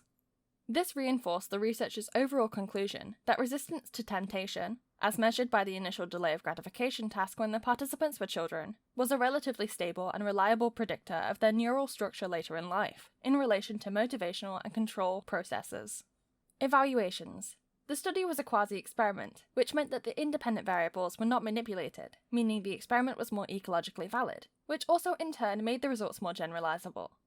One possible disadvantage of this, however, is that it made it difficult to infer cause and effect, since there was a lower level of control over other variables. The study was longitudinal, taking place over 4 decades from when the participants were 4 years old to their mid-40s. A strength of this is that the researchers were able to analyze the relationship between delay of gratification, when the participants were young, with the performance on go-no-go tasks by the same participants in the future, enabling researchers to make informed and useful conclusions about correlations between adult neural structure and delay of gratification. These conclusions were also backed up by empirical quantitative data in the form of analysis by an fMRI scanner in the second experiment. These enabled comparisons of the participants' brain activity to be made. It also made the research more reliable and easier to replicate, since the data was obtained in highly controlled conditions. The study also had a highly standardized procedure in the 2 experiments, involving a set number of go-no-go trials for each participant, and the trials were pseudo-randomized, to help control for any potential order effects regarding how the trials were presented. The original sample consisted of 117 participants who lived around Stanford in California. Although the sample was relatively easy to recruit, it did mean that the results were relatively ethnocentric, which means that we should be careful about generalizing the study's results from people from other countries and socio-cultural backgrounds. Blakemore and Cooper, 1970, Impact of Early Visual Experience. Background. From the moment we're born, our early experiences in our environment shape us to become who we are. We quickly learn to associate the sound of our parents' voices with feeling safe, and after 3 months, babies begin to recognize faces. As humans, our brains are the most complex of any animal on Earth. However, according to previous research, the brain structure of some animals is very similar, including cats. Previous studies have found that cats possess visual recognition memory and neuroplasticity, and that the development of spatial perception in their early years, when they were kittens, depends on the visual environment that they experienced. In normal cats, neurons of the visual cortex are selective of the orientation of lines and edges in the visual field, which simply means that they are able to recognize which direction lines and outlines of objects are facing when they look at them. However, a study found that this can be changed based on the cat's early visual experience. The study by Hirsch and Spinelli in 1970 investigated a group of newborn kittens with one eye viewing vertical stripes and the other eye viewing horizontal stripes, and found that out of 21 neurons with elongated receptive fields, all were monocularly driven, and in all but one case, the orientation of the receptive field closely matched the pattern experienced by the eye. The study by Blakemore and Cooper investigated this further, with a slightly different approach, to find out more about how cats' visual environment can affect the development of their visual cortex. Aim. The researchers aimed to investigate the effects of limited early visual experience on the development of primary visual cortex in cats, and whether brain plasticity occurs innately or is learned. Sample. The participants in the study were 2 newborn kittens that were immediately placed into dark rooms from birth onwards. After 2 weeks, the kittens were then randomly allocated to one of 2 conditions, and placed into a new environment for 5 hours a day. Methodology. The study was a laboratory experiment which used an independent measures design. There were 2 independent variables, which were whether the kittens were reared in a horizontal or vertical environment. The dependent variable was the kittens' behavior once they were placed into a normal, illuminated environment, and whether their visuomotor behavior included the ability to detect objects that were aligned perpendicular to the lines that they had experienced in the experimental condition. Procedure. From the moment they were born, all of the kittens that were used in the experiment were taken from their mother and placed into a dark room with no light. After 2 weeks, the kittens were placed into a tall cylinder that had either vertical or horizontal black and white stripes, covering the interior walls. depending on the condition the kittens were allocated to. The cylinder was 46 centimeters in diameter and 2 meters high, and illuminated with light, so that the kittens could clearly see the stripes. The floor of the cylinder was made of glass, and there were no corners or edges within the environment, which meant that the only lines the kittens could see were vertical or horizontal black stripes. The kittens were also made to wear a wide black collar, which restricted their vision to about 130 degrees, so that they couldn't see their own body. They were placed in the cylinders for around 5 hours per day during this second phase of the experiment, which lasted 5 months, far beyond the critical period during which total visual deprivation caused a significant and permanent psychological impairment, according to a study by Hubel and Wiesel in 1970. The kittens were then placed into a well-lit room for several hours per week, which was furnished with tables, chairs, and other common household objects. Their reactions were measured in relation to this new environment, namely, whether the kittens had experienced the vertical condition in the previous phase of the experiment, were able to detect horizontally aligned objects, and vice versa. After 7.5 months, 2 of the kittens, one from the vertical condition and one from the horizontal condition, were taken to have their neurophysiology examined under anesthesia. Results. Initially, after being moved to the room furnished with tables and chairs, all kittens were extremely visually impaired. They could not detect objects or edges that were aligned oppositely to the cylindrical environment that they had previously experienced. The kittens also had no startle response if an object was thrust towards their face, and they seemed to possess no visual placing, which is a reflex action where animals are able to position their legs on the ground automatically. Moreover, the kittens mostly guided their movements by touch, and became frightened when they reached the edge of a surface they were standing on. However, their pupillary reflexes were measured as normal, which is where the diameter of their pupils in the eye adjusts automatically in reaction to light. After around 10 hours in their new environment, the kittens showed recovery in their visual placing abilities and startle responses, and some could easily jump from a chair to the floor. Despite this recovery, some of the deficits were permanent. Their depth perception remained distorted, often leading to them trying to touch things that were moving on the other side of the room, far beyond their reach. They would also frequently bump into things, such as table legs, as they moved around, and they would follow moving objects with clumsy, jerky head movements. When presenting a sheet of perspex with black and white lines to a kitten, they would show no reaction if it was oriented perpendicular to the orientation they had experienced previously, but would give a startle response if shown the orientation matching their previous cylindrical environment. The same reaction would happen if a rod was shaken in front of the kitten. If it was shaken in the matching orientation to the kitten's prior environment, they would react to it, but not if the rod was shaken in the perpendicular direction. The results from the neurophysiology exam showed that some of the kittens' neurons in their brains that were responsible for recognizing vertical and horizontal planes did not fire off, depending on which condition the kittens belonged to. Those which were raised in a vertical environment had no neurons firing in the horizontal orientation, and vice versa. Around 75% of neurons in the kittens of both conditions were binocular, and their responses were almost identical to those of a normal kitten. Furthermore, there were no signs of astigmatism, a condition where the shape of the eyes becomes slightly elongated, which leads to distorted or blurry vision. This meant that the visual impairments displayed by the kittens could not be explained by this condition. In addition, none of the large regions of the brain, the cortexes, seemed to be silent in relation to the missing cortical columns that were found during the neurophysiology exam. In other words, no parts of the kitten's brains seemed to be missing. Conclusions. The researchers concluded that the kitten's perceptual brain development is significantly affected by early experiences and environmental factors, rather than simply genetics. They also noted that there was clear evidence of brain plasticity among the kittens, with their visual cortexes adapting to their new environmental experience in the room with tables and chairs, although this seemed to be limited, with many spatial deficits remaining. The results support the nurture side of the nature versus nurture debate, since the kittens' early visual experience modified their brains, which had serious consequences for their perceptual abilities. Evaluations. The study was a laboratory experiment with highly controlled conditions, including the kitten's environment and the amount of time they spent in each condition, which meant that the study was high in reliability, and the researchers could infer cause and effect due to high levels of internal validity. However, this also meant that the study lacked ecological validity, since the high-controlled laboratory conditions are not reflective of real-life situations. Therefore, it may be hard to generalize the results to all situations involving the spatial development for cats. For example, they don't often have large black collars during their early life. The entire study took place over a period of many months, which means that the researchers could monitor the changes in the kitten's perceptual abilities over time. However, the scope of the study's findings are limited to just those first few months of the kitten's lives and don't reveal any of the long-term and permanent effects of visual deprivation as the kittens mature. A longitudinal study to investigate the effects of long-term might generate more useful data. The experiment had a number of ethical considerations, including the long-term neurological harm to the kittens through visual deprivation, particularly during the critical early stage, which according to Hubel and Wiesel's study in 1970 can cause more permanent psychological impairment. However, the researchers in Blakemore and Cooper's study reported no distress among the kittens, and the study complied with the ethical guidelines for animal research at the time, although the guidelines have since changed a lot.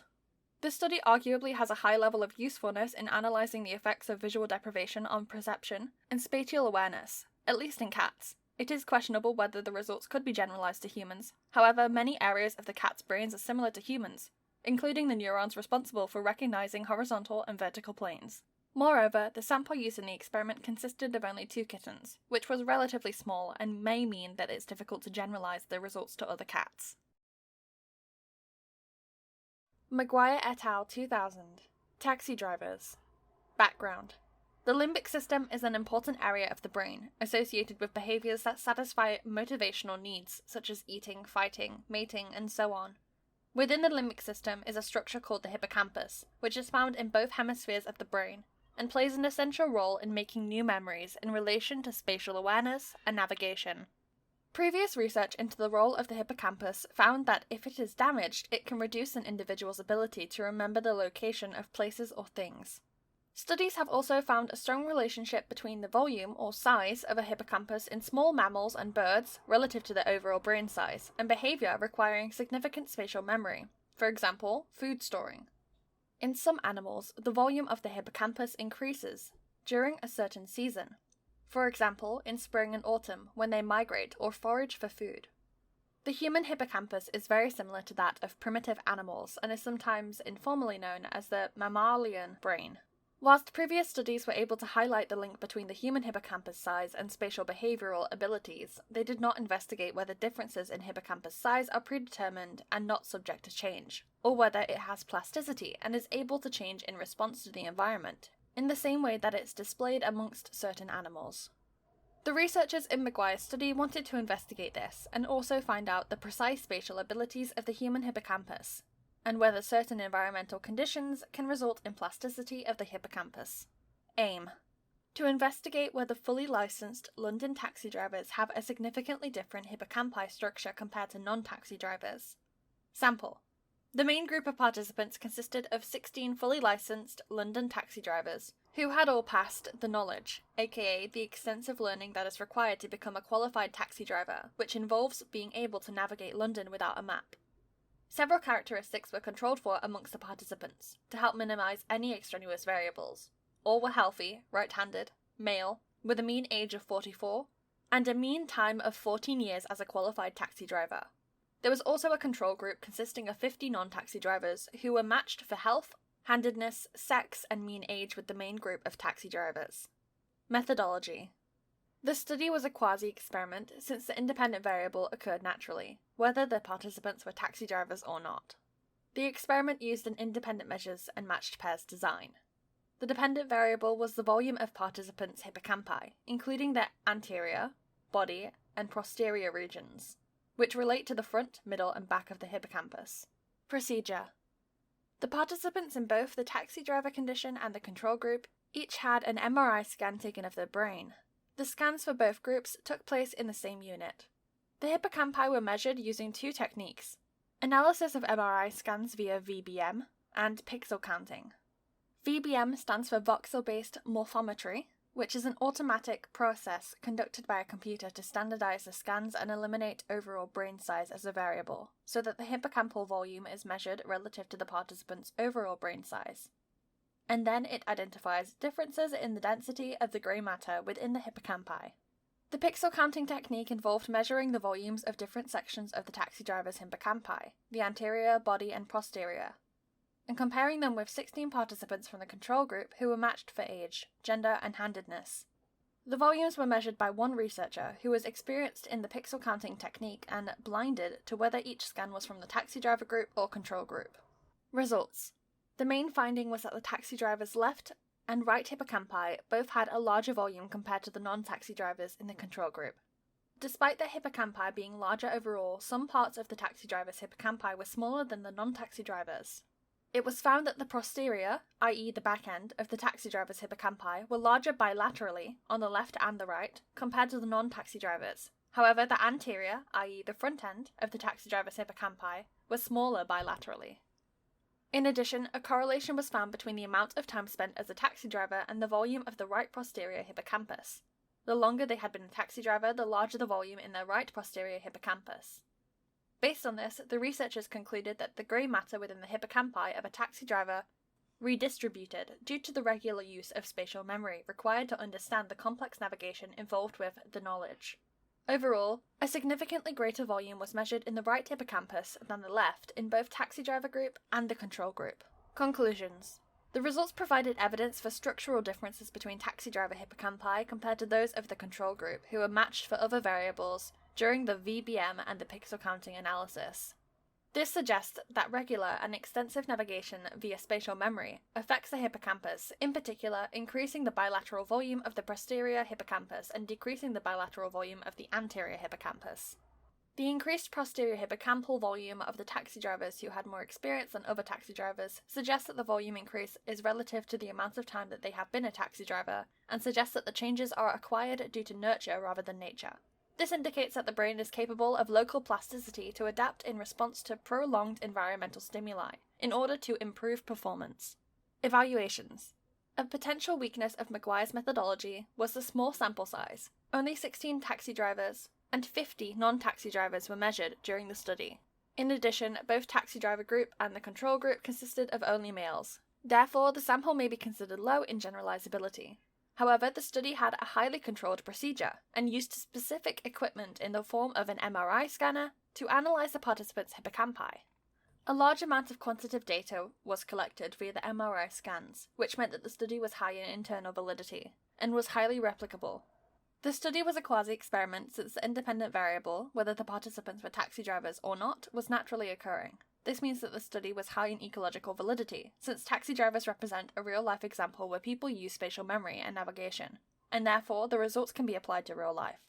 The results were also very useful, particularly in showing that there is a relationship between the amount of experience taxi drivers have in their jobs and the volume of their posterior hippocampus, with the volume increasing as amount of experience increases. This shows that navigational ability can be learned, rather than being innate.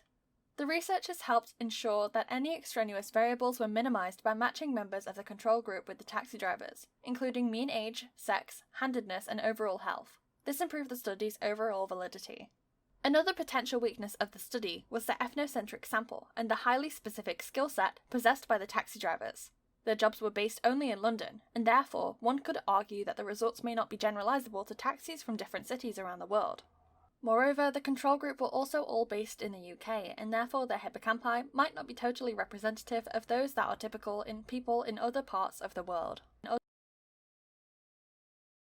Freud, 1909, Little Hands. Background. Sigmund Freud was an Austrian neurologist, often known as the father of psychoanalysis due to his pioneering research in the late 19th and early 20th centuries. Freud developed a theory called psychosexual development to describe how people develop through life in 5 separate stages. The first stage is the oral stage, which occurs from birth to 1 year. The second stage is the anal stage, from 1 year to 3 years. The third stage is the phallic stage, occurring from 3 years to 5 or 6 years. The fourth is the latency stage, occurring from 5 or 6 years to puberty, and the final is the fifth stage, the genital stage, from puberty to adulthood. Freud's theory encompasses both nature and nurture, and includes the idea that the unconscious mind determines much of our behavior, and that we are motivated by unconscious emotional drives. He proposed that the adult personality has 3 parts: the id, the ego, and the superego. The id, or ID, consists of pleasure-seeking desires, which we are all born with. The ego develops later in childhood, and controls the desires of the id, or ID. The superego is the moralistic part of the personality, which develops as a child interacts with others, such as their parents. The superego can be regarded as the conscious, while the ID is the unconscious. and the role of the ego is to maintain a balance between the unconscious id and the conscious superego.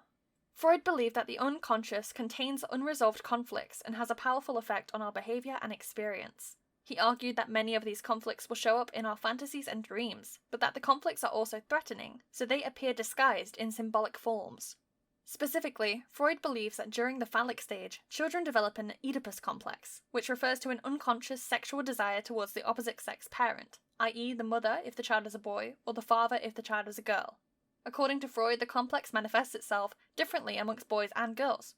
For boys, it manifests as castration anxiety, or the fear of losing their genitalia, whereas for girls, it manifests as penis envy, whereby they resent not possessing male genitalia.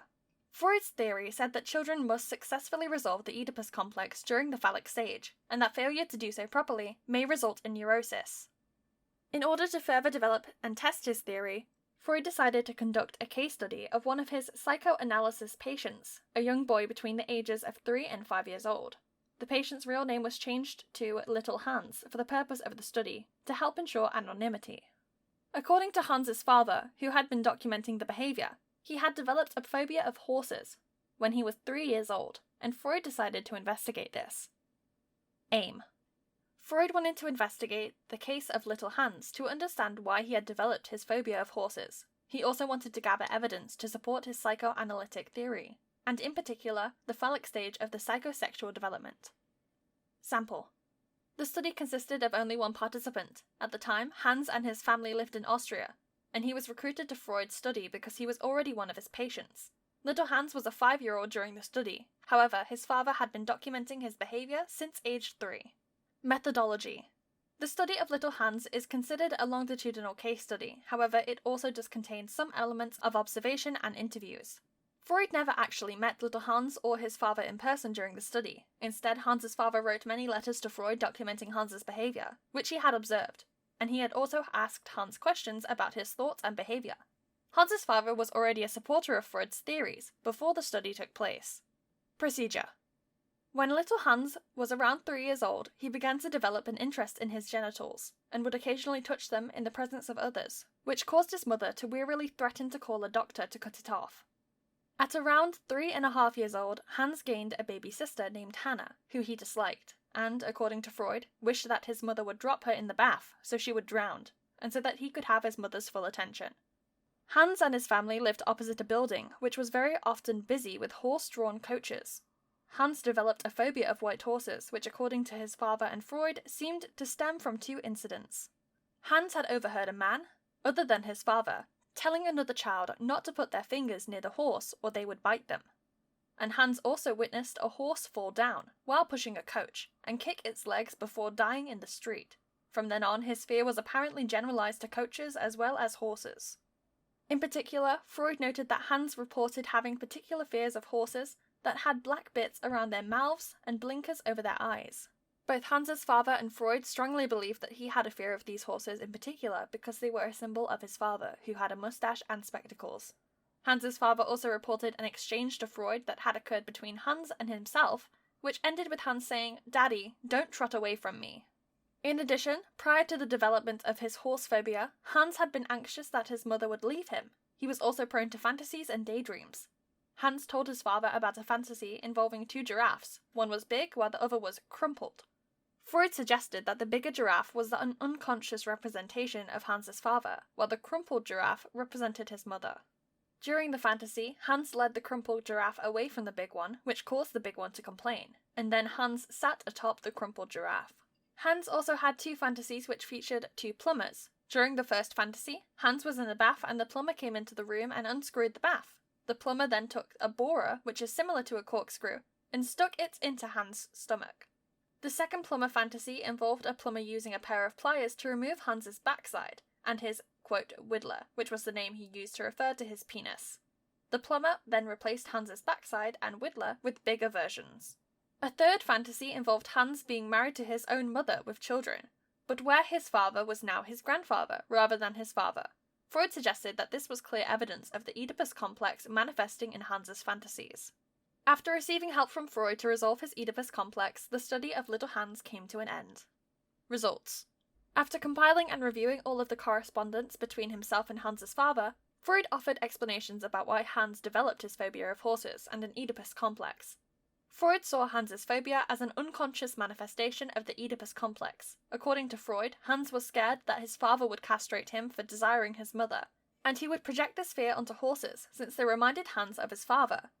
Freud suggested that Hans feared the horses would castrate him by biting him as punishment for his incestuous desires towards his mother.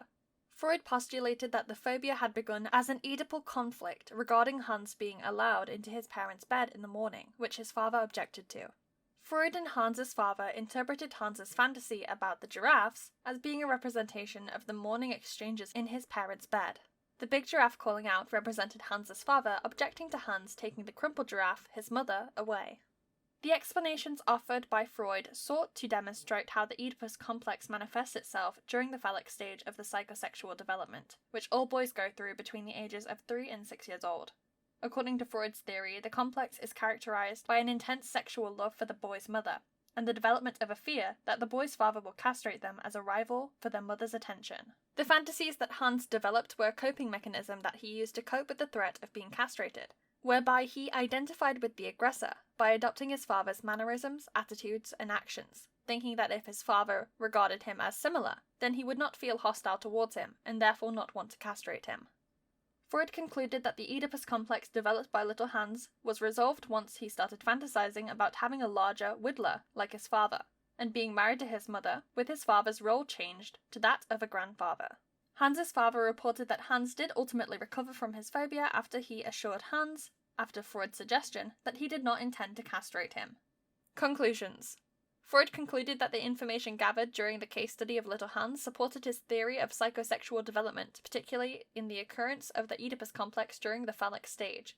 He further concluded that the study provided evidence to support his theory that phobias are products of unconscious anxiety that is projected onto external objects that are unrelated, such as horses being a representation of Hans's father. Freud also concluded that the case study supported the concept of unconscious determinism, whereby people are not consciously aware of what causes their behaviour.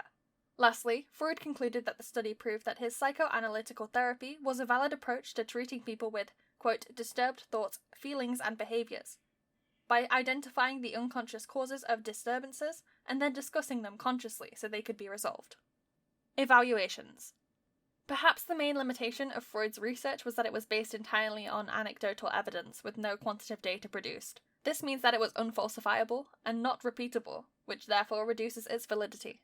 Moreover, one of Freud's aims in conducting the study was to prove his own theories were correct. He conducted all of the analysis for little Hans himself, which was very subjective, based on only qualitative data, and the data was all gathered by Hans's father, who was a supporter of Freud's research and theories, which could have led to researcher bias. The study sample consisted of only one participant, which means that it's difficult to generalize the results to other children, since we cannot know whether all children have similar experiences based on just one anecdotal case. The case study of little Hans was arguably very useful, however, since it's one of the first psychological studies that investigated the relationship between the unconscious and conscious human mind within the psychodynamic perspective, forming the bias of all subsequent studies and approaches in psychology. The study collected a lot of qualitative data, which is very descriptive and provided Freud with a lot of rich data about little Hans's discussions and about his phobias and fantasies. Little Hans may have found the questioning a little uncomfortable at times, and his consent to take part in the study was provided on his behalf by his father. However, overall, he was not subject to any significant psychological harm, so, on balance, the study can be considered ethical. Baron-Cohen et al., 1997, Autism in Adults. Background. Autism spectrum disorder, or autism for short, is a neurodevelopmental disorder affecting around 1 in 100 people, which is generally characterized by finding it difficult to communicate and interact with people, understanding how other people think or feel, and dealing with unfamiliar situations and social events. Autism is not an illness, it just means that an autistic person's brain works in a different way. However, the social deficits which it is characterized by mean that they can often struggle to understand others' intentions and thoughts. This decreased cognitive process was named the theory of mind by psychologist Simon Baron-Cohen to describe the phenomenon of mind blindness, whereby people with autism find it difficult to understand different mental states. However, autism is also a spectrum disorder, which means that there are varying degrees to which individuals are affected. Some autistic people have large deficits in relation to social skills and theory of mind, whereas people with Asperger's syndrome, which is a type of autism, may have similar symptoms but less severe, and can be very high functioning, requiring little or no support. To accurately measure theory of mind in people with autism, the researchers in Baron-Cohen's study devised a test called Reading the Mind in the Eyes task. The test involved participants having to label the emotion of others based on photos of their eye expressions only. The researchers in Baron-Cohen's study devised an experiment to establish the validity of the test in being able to detect deficits of theory of mind in autistic people. Aim. The researchers' primary aim was to find out whether the Reading the Mind in the Eyes task could successfully detect deficits in theory of mind in individuals with autistic spectrum disorder. A secondary aim of the experiment was to discover whether any gender differences exist in theory of mind abilities in neurotypical people. Sample. The study consisted of 3 groups of participants. The first was a group of 16 individuals who had high-functioning autism, or Asperger's syndrome. 13 members of this group were male and 3 were female. All participants in this group were of at least normal intelligence, which was tested using the Wechsler Adult Intelligence Test, and were recruited via volunteer sampling through an advertisement in the National Autistic Magazine, and a variety of other clinical sources. The second group in the experiment consisted of 50 neurotypical adults who were all matched for age and split evenly by sex, with 25 males and 25 female individuals. The participants in this group were collected via a random sample from the general population around Cambridge in the UK. The third group comprised of 10 adult individuals with Tourette syndrome, a condition that causes people to make involuntary sounds and movements called tics. All participants in the group were age-matched with the first 2 groups, and of normal intelligence measured by the Wechsler Adult Intelligence Test. The sample was recruited using snowball sampling via a tertiary referral centre in London. The participants in the autistic and Tourette's groups were selected for being able to pass 2 first-order false belief tasks and 1 second-order false belief task in order to establish that they at least had the mind-reading skills of a normal 6-year-old. Methodology. The study was a quasi-experiment since the independent variable was naturally occurring and was not manipulated by the experimenters. The independent variables in the study were the neurological conditions of the participants, whether they had autism, Tourette's, or were neurotypical. The dependent variable was the performance of participants on the eyes task out of a possible score of 25. 2 control tasks were also conducted, which included the gender recognition task and the basic emotion recognition task. Each of the tasks were presented in randomized order to all participants to help minimize any order effects. Procedure. Participants were tested individually on each of the tasks in a quiet environment, either at their own home or at a university laboratory. The eyes task consisted of photos of the eye region of 25 separate faces, both male and female. All the photos were standardized to be the same size, black and white, and with the same region of the face shown, from the bridge of the nose to just above the eyebrows. Each of the photos was shown for a duration of 3 seconds, and then the participants were given a choice between 2 mental state terms, which were printed under the photo. The experimenters asked the participant which word describes what this person is feeling or thinking. The targeted words associated with each pair of eyes was devised by 4 judges, 2 male and 2 female, through an open discussion. Each target word was paired with a foil word, which was the semantic opposite of the target word. These words were then tested on a panel of 8 judges, 4 male and 4 female, who rated the accuracy of the words, but who were blind to the study's hypothesis and purpose. The gender recognition task involved participants looking at the same set of eyes in the eyes task, but simply identifying the sex of each person in the photographs. The basic emotion recognition task involved participants looking at whole faces, which displayed basic emotions based on Ekman's category of facial expressions, and identifying the emotions shown on each face. A total of 6 faces were used, including happy, sad, angry, disgust, and surprise. Results. The finding of the eyes task revealed that both the control group and the Tourette's group performed significantly better than the group with autism, with the control group scoring an average of 20.3 out of 25, the Tourette's group scoring an average of 20.4 out of 25, and the autistic group scoring an average of 16.3 out of 25. Within the autism group, it was found that there was no relationship between IQ and the performance on the eyes task. On the basic emotions recognition task and gender recognition task, there were no significant differences between any of the 3 groups of participants. However, on the strange stories task, the autism group made significantly more errors than the other 2 groups. In the neurotypical control group, it was found that female participants performed significantly better than male participants, with females scoring an average of 21.8 out of 25 and males scoring an average of 18.8 out of 25. Conclusions. The researchers concluded that their hypothesis that autistic people would be impaired by the theory of mind test was proven to be correct, and also that their prediction that neurotypical females would perform significantly better on the theory of mind test than neurotypical males was also correct. The researchers noted that the impairment in the theory of mind abilities among those with autism could not be accounted for because of the IQ, because they were all in a normal or above normal range, and the results showed no significant correlation of performance with IQ. Some of the participants in the autism group had university degrees, suggesting that this particular aspect of their social cognition is independent of general intelligence. They also concluded that the impairment could not have been as a result of having any neurodevelopmental disorder, since the participants with Tourette's syndrome were unimpaired on the eyes task. Since the deficit on the eyes task was not mirrored in the results from the two control tasks, the researchers also concluded that the impairment could not have been due to extraneous variables such as the stimuli being eyes, deficits in inferring social information from minimal cues, or other perceptual or recognition deficits.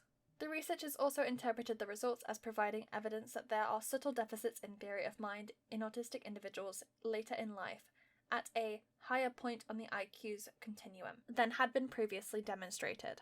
In relation to the sex differences that were found within the neurotypical group, the researchers postulated that perhaps there are differences in the rate of development in theory of mind between the sexes in early childhood, and that these differences could reflect genetic or socialization factors, which would need to be tested in further research. Evaluations. The study was a highly controlled experiment with a standardized procedure used in each task. Each group of the participants were matched for age and IQ, measured by the Wechsler Adult Intelligence Test.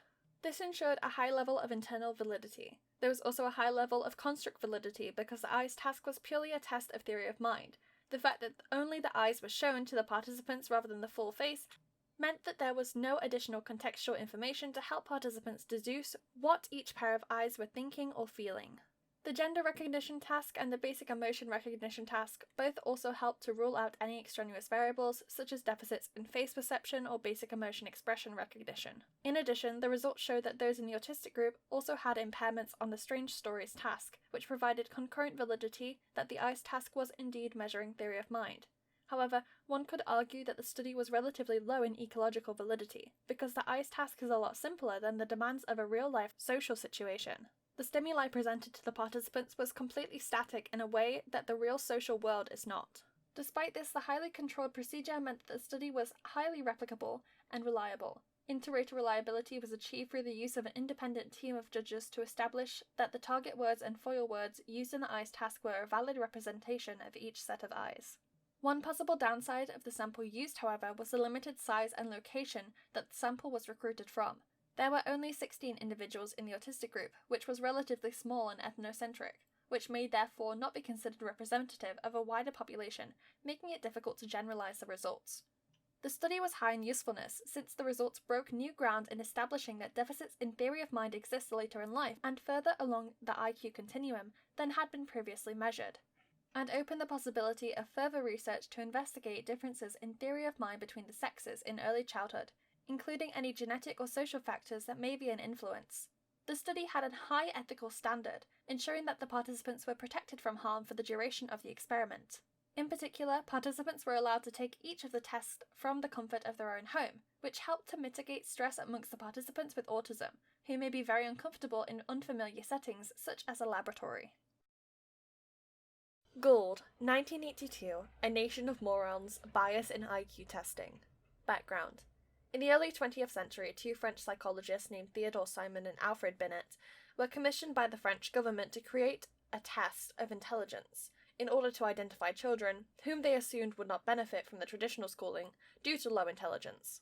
They devised a test called the Binet-Simon scale, which is widely accepted as the first ever IQ test, published in 1905. The Binet-Simon test consisted of a variety of tasks that had different levels of difficulty, which Binet and Simon thought were representative of a typical child's abilities at various ages. After the test, the child's score would be compared with the scale and reveals the child's mental age. During the same time that the scale was being developed, authorities and public officials in the United States were also seeking a similar solution for quantifying intelligence. However, their aims were to utilize this measure of intelligence amongst all members of society, not just for children's educational needs. A psychologist at Stanford University named Louis Terman adapted the original Binet-Simon test into a new version called the Stanford Binet Intelligence Scale. This new test not only helped identify people with learning difficulties, but also helped find people who possessed above-average levels of intelligence. However, both the original Binet-Simon scale and the newer Stanford Binet scale were only suitable for assessing people's intelligence individually. In 1917, the US entered the First World War, and there became a need to assess intelligence en masse, with group tests administered to several people at once, so that over 1 million soldiers could be recruited quickly and easily.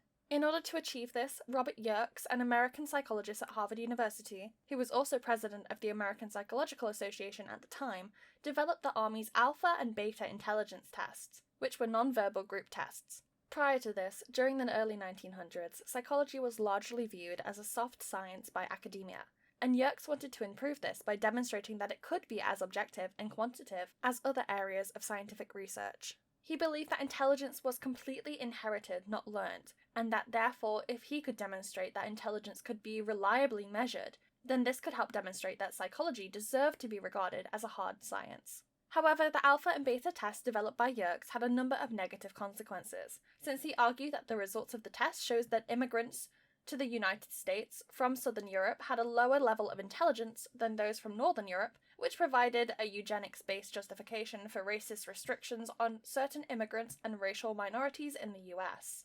Yerkes' conclusions from the tests were later discredited as having only measured acculturation rather than intelligence, since the test scores had a nearly exact positive correlation to the number of years the recruits had spent living in the US. With such a controversial history, intelligence testing has been the subject of much research and debate in the years since the alpha-beta tests were used, with many contemporary researchers critiquing the methodological, ethical, and theoretical assumptions that formed the basis of the early research. Aim. Gould aimed to investigate the early history of intelligence testing developed by Yerkes, and in particular examine the following problems: bias in psychological theories on the inheritance of intelligence and the prejudice of a society which can remove the objectivity of intelligence testing, problems with psychometric testing, specifically IQ tests, political and ethical implications of research and using bias data to discriminate between people in suitability for occupation and even admission to a country. Sample. Gould studied the 1.75 million army recruits who were recruited via the alpha-beta tests devised by Yerkes in World War I.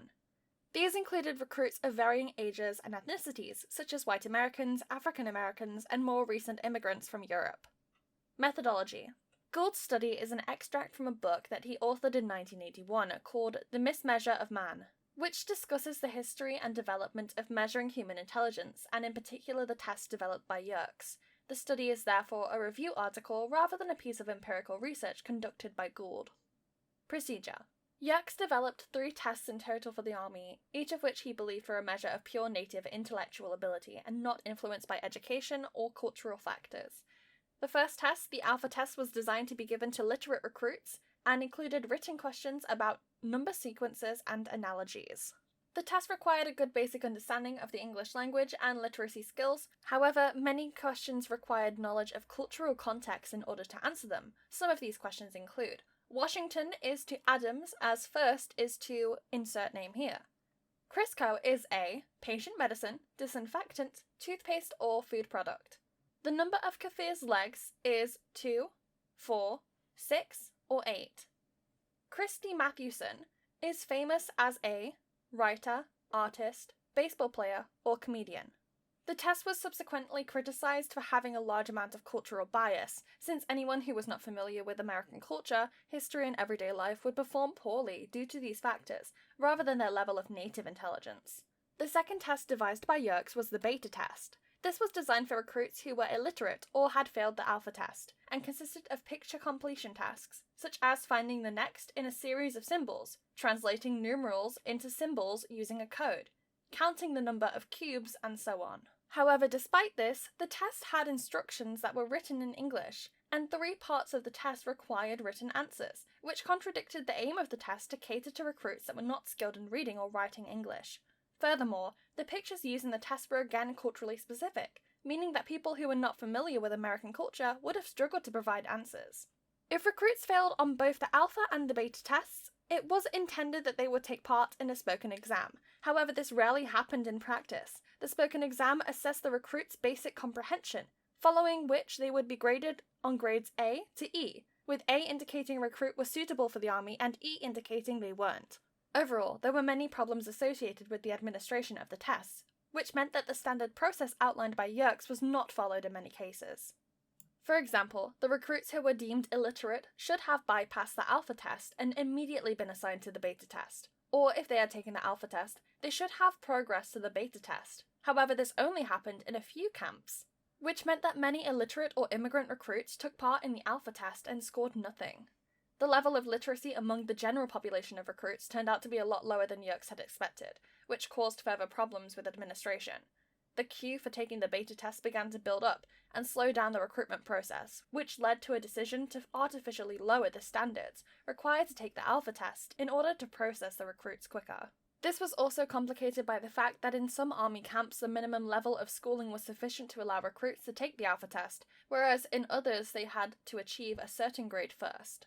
Out of all the recruits who took the beta test and failed, only 1/5 were allowed to take the spoken exam. Results. The findings from the 3 tests were analysed by Yerkes and were manipulated to identify averages based on the race of the recruits and the national average.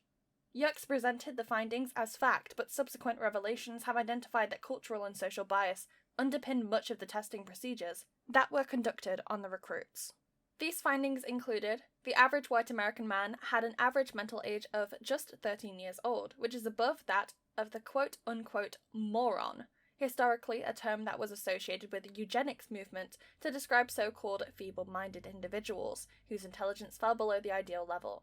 Based on this, he brazenly concluded that America was a nation of morons.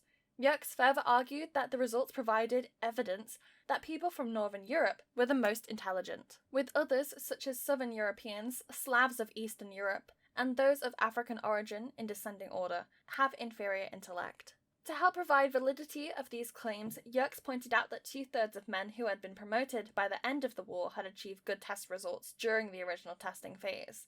Moreover, he claimed that there was a steady stream of requests from organizations who wanted to use the alpha and beta tests as a part of their own recruitment processes. Overall, Yerkes concluded that the results showed that intelligence is inherited, despite later admitting that the alpha and beta tests would have been difficult for people who weren't familiar with the English language. The findings presented by Yerkes had a profoundly influential impact on American society in the 1920s. In 1924, the Immigration Restriction Act was passed, which meant that people from Southern and Eastern Europe who had scored very poorly on the alpha-beta tests were no longer welcome in the US. It also capped further immigration to 2% of each nation that was recorded in the 1819 census, meaning that immigrants from Southern and Eastern Europe countries was limited. This had devastating consequences in the 1930s, when particularly Jews were persecuted in Germany and Central Europe, which started well before the beginning of the Second World War. Data suggests that up to 6 million people from Southern, Central, and Eastern Europe were denied entry to the United States between 1924 and 1939 due to immigration restrictions on countries within these areas. The fate of many people who tried and failed to escape Nazi Germany is well known. Conclusions. Based on his investigation into the intelligence tests devised by Yerkes, Gould made a number of key conclusions. The IQ tests devised by Yerkes were culturally and historically biased and not purely a measure of native intellectual ability as he claimed. IQ tests in general are often unreliable since there are several extraneous factors that can influence performance aside from innate intelligence. This means that IQ tests may not always produce valid results, especially if cultural factors are not considered. Evaluations. Perhaps the key evaluation of Yerkes' tests was that they are not a valid measure of intelligence, since there were other extraneous variables, such as the recruits' level of education, how familiar they were with American culture, and their understanding of English, which greatly affected their scores. There were further issues with reliability in the way that the tests were administered, with many illiterate recruits wrongly taking the alpha test contrary to what Yerkes had intended, which led to low scores. This was also partly due to most recruits having lower than expected levels of literacy, which resulted in the threshold for recruits taking the alpha test to be lowered in order to prevent a large buildup of queues for the beta test. Only 1/5 of those who failed the beta test were progressed to the individual spoken examinations, as had been intended by Yerkes, which further compounded the issues with reliability and validity of the results. Furthermore, many of the findings from the tests were extrapolated to the general population, including women and older people, despite the recruits only consisting of young men. The study therefore also suffered from sampling bias.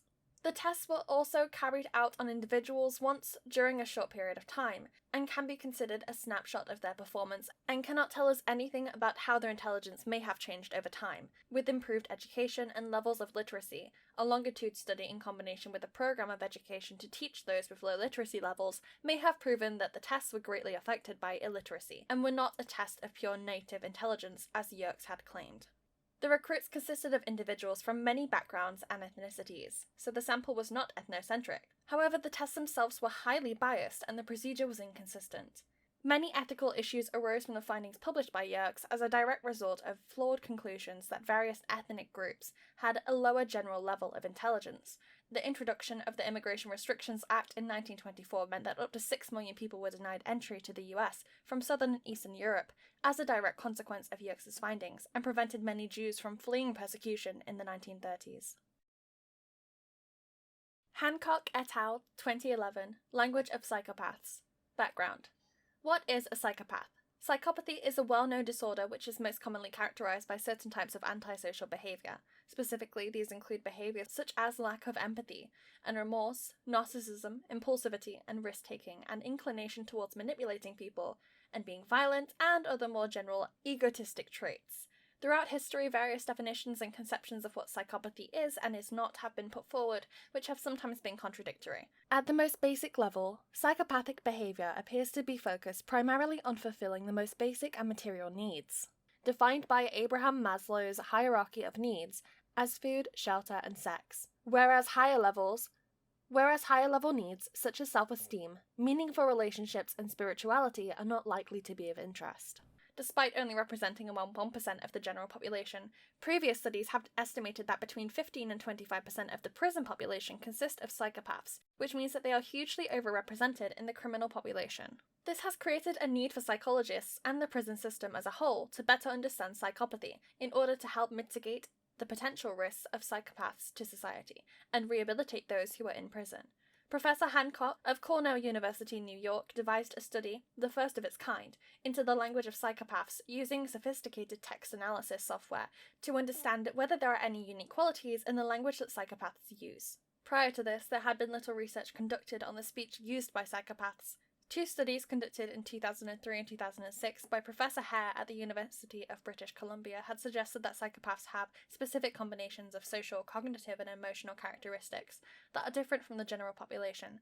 Other studies, such as Rain et al. In 2003 and 2004, found that psychopaths had certain neural deficits that appeared to have biological underpinnings. However, Hancock was the first to study these specific qualities displayed by psychopathic language, using highly sophisticated, quantitative text analysis tools. Aim. The study by Hancock et al. Examined the features of crime narratives provided by psychopathic offenders, to find out whether the language they used has unique characteristics compared to non-psychopathic offenders. Sample. The study consisted of a volunteer sample of 52 male prisoners in Canada, all of them convicted of first or second-degree murder or manslaughter, who had admitted their crime. These included 8 who had committed first-degree murder, 32 second-degree murder, and 10 manslaughter. The sample was split into 2 groups, one of 14 prisoners who were identified as psychopaths, and the other group remaining of 38 non-psychopaths. There was no difference in the type of crime committed and no difference in mean age, 28.9 years, between the 2 groups. They also did not differ in the mean amount of time since the homicides were committed. Methodology. For the purpose of the study, psychopathy was measured using the Psychopathy Checklist Revised Edition, or the PLCR for short, originally designed by Professor Hare in the 1970s with more recent revisions. The study used semi-structured interviews to gather data from participants via the stepwise interview technique, and the answers given during the interviews were then subsequently transcribed word for word. They were then analysed via 2 computerized text analysis tools, called the W-matrix and the DAL, the first of which looks at the meaning behind the words that are used, and the latter looking at the intensity and effective tone of language used. Procedure. After the participants were classified into the 2 different groups, they were informed of the study's aims and procedure, to examine the manner in which homicide offenders recall their homicide offence, through conducting interviews. The interviews consisted of 2 senior psychology graduate students and 1 researcher assistant.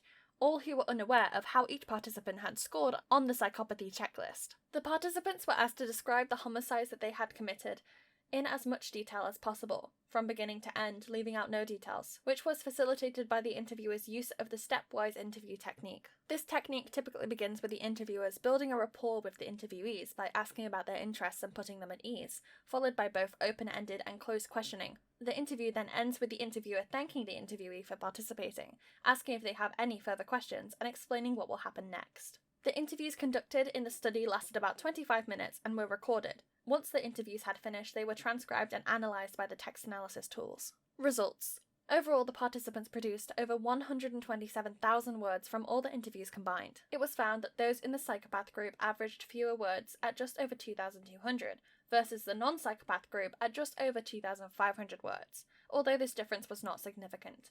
Psychopaths produced approximately twice as many words that relate to basic physiological needs such as food, drink, and money when describing their crimes, whereas non-psychopaths used a significantly higher number of words relating to social needs such as family, religion, and spirituality.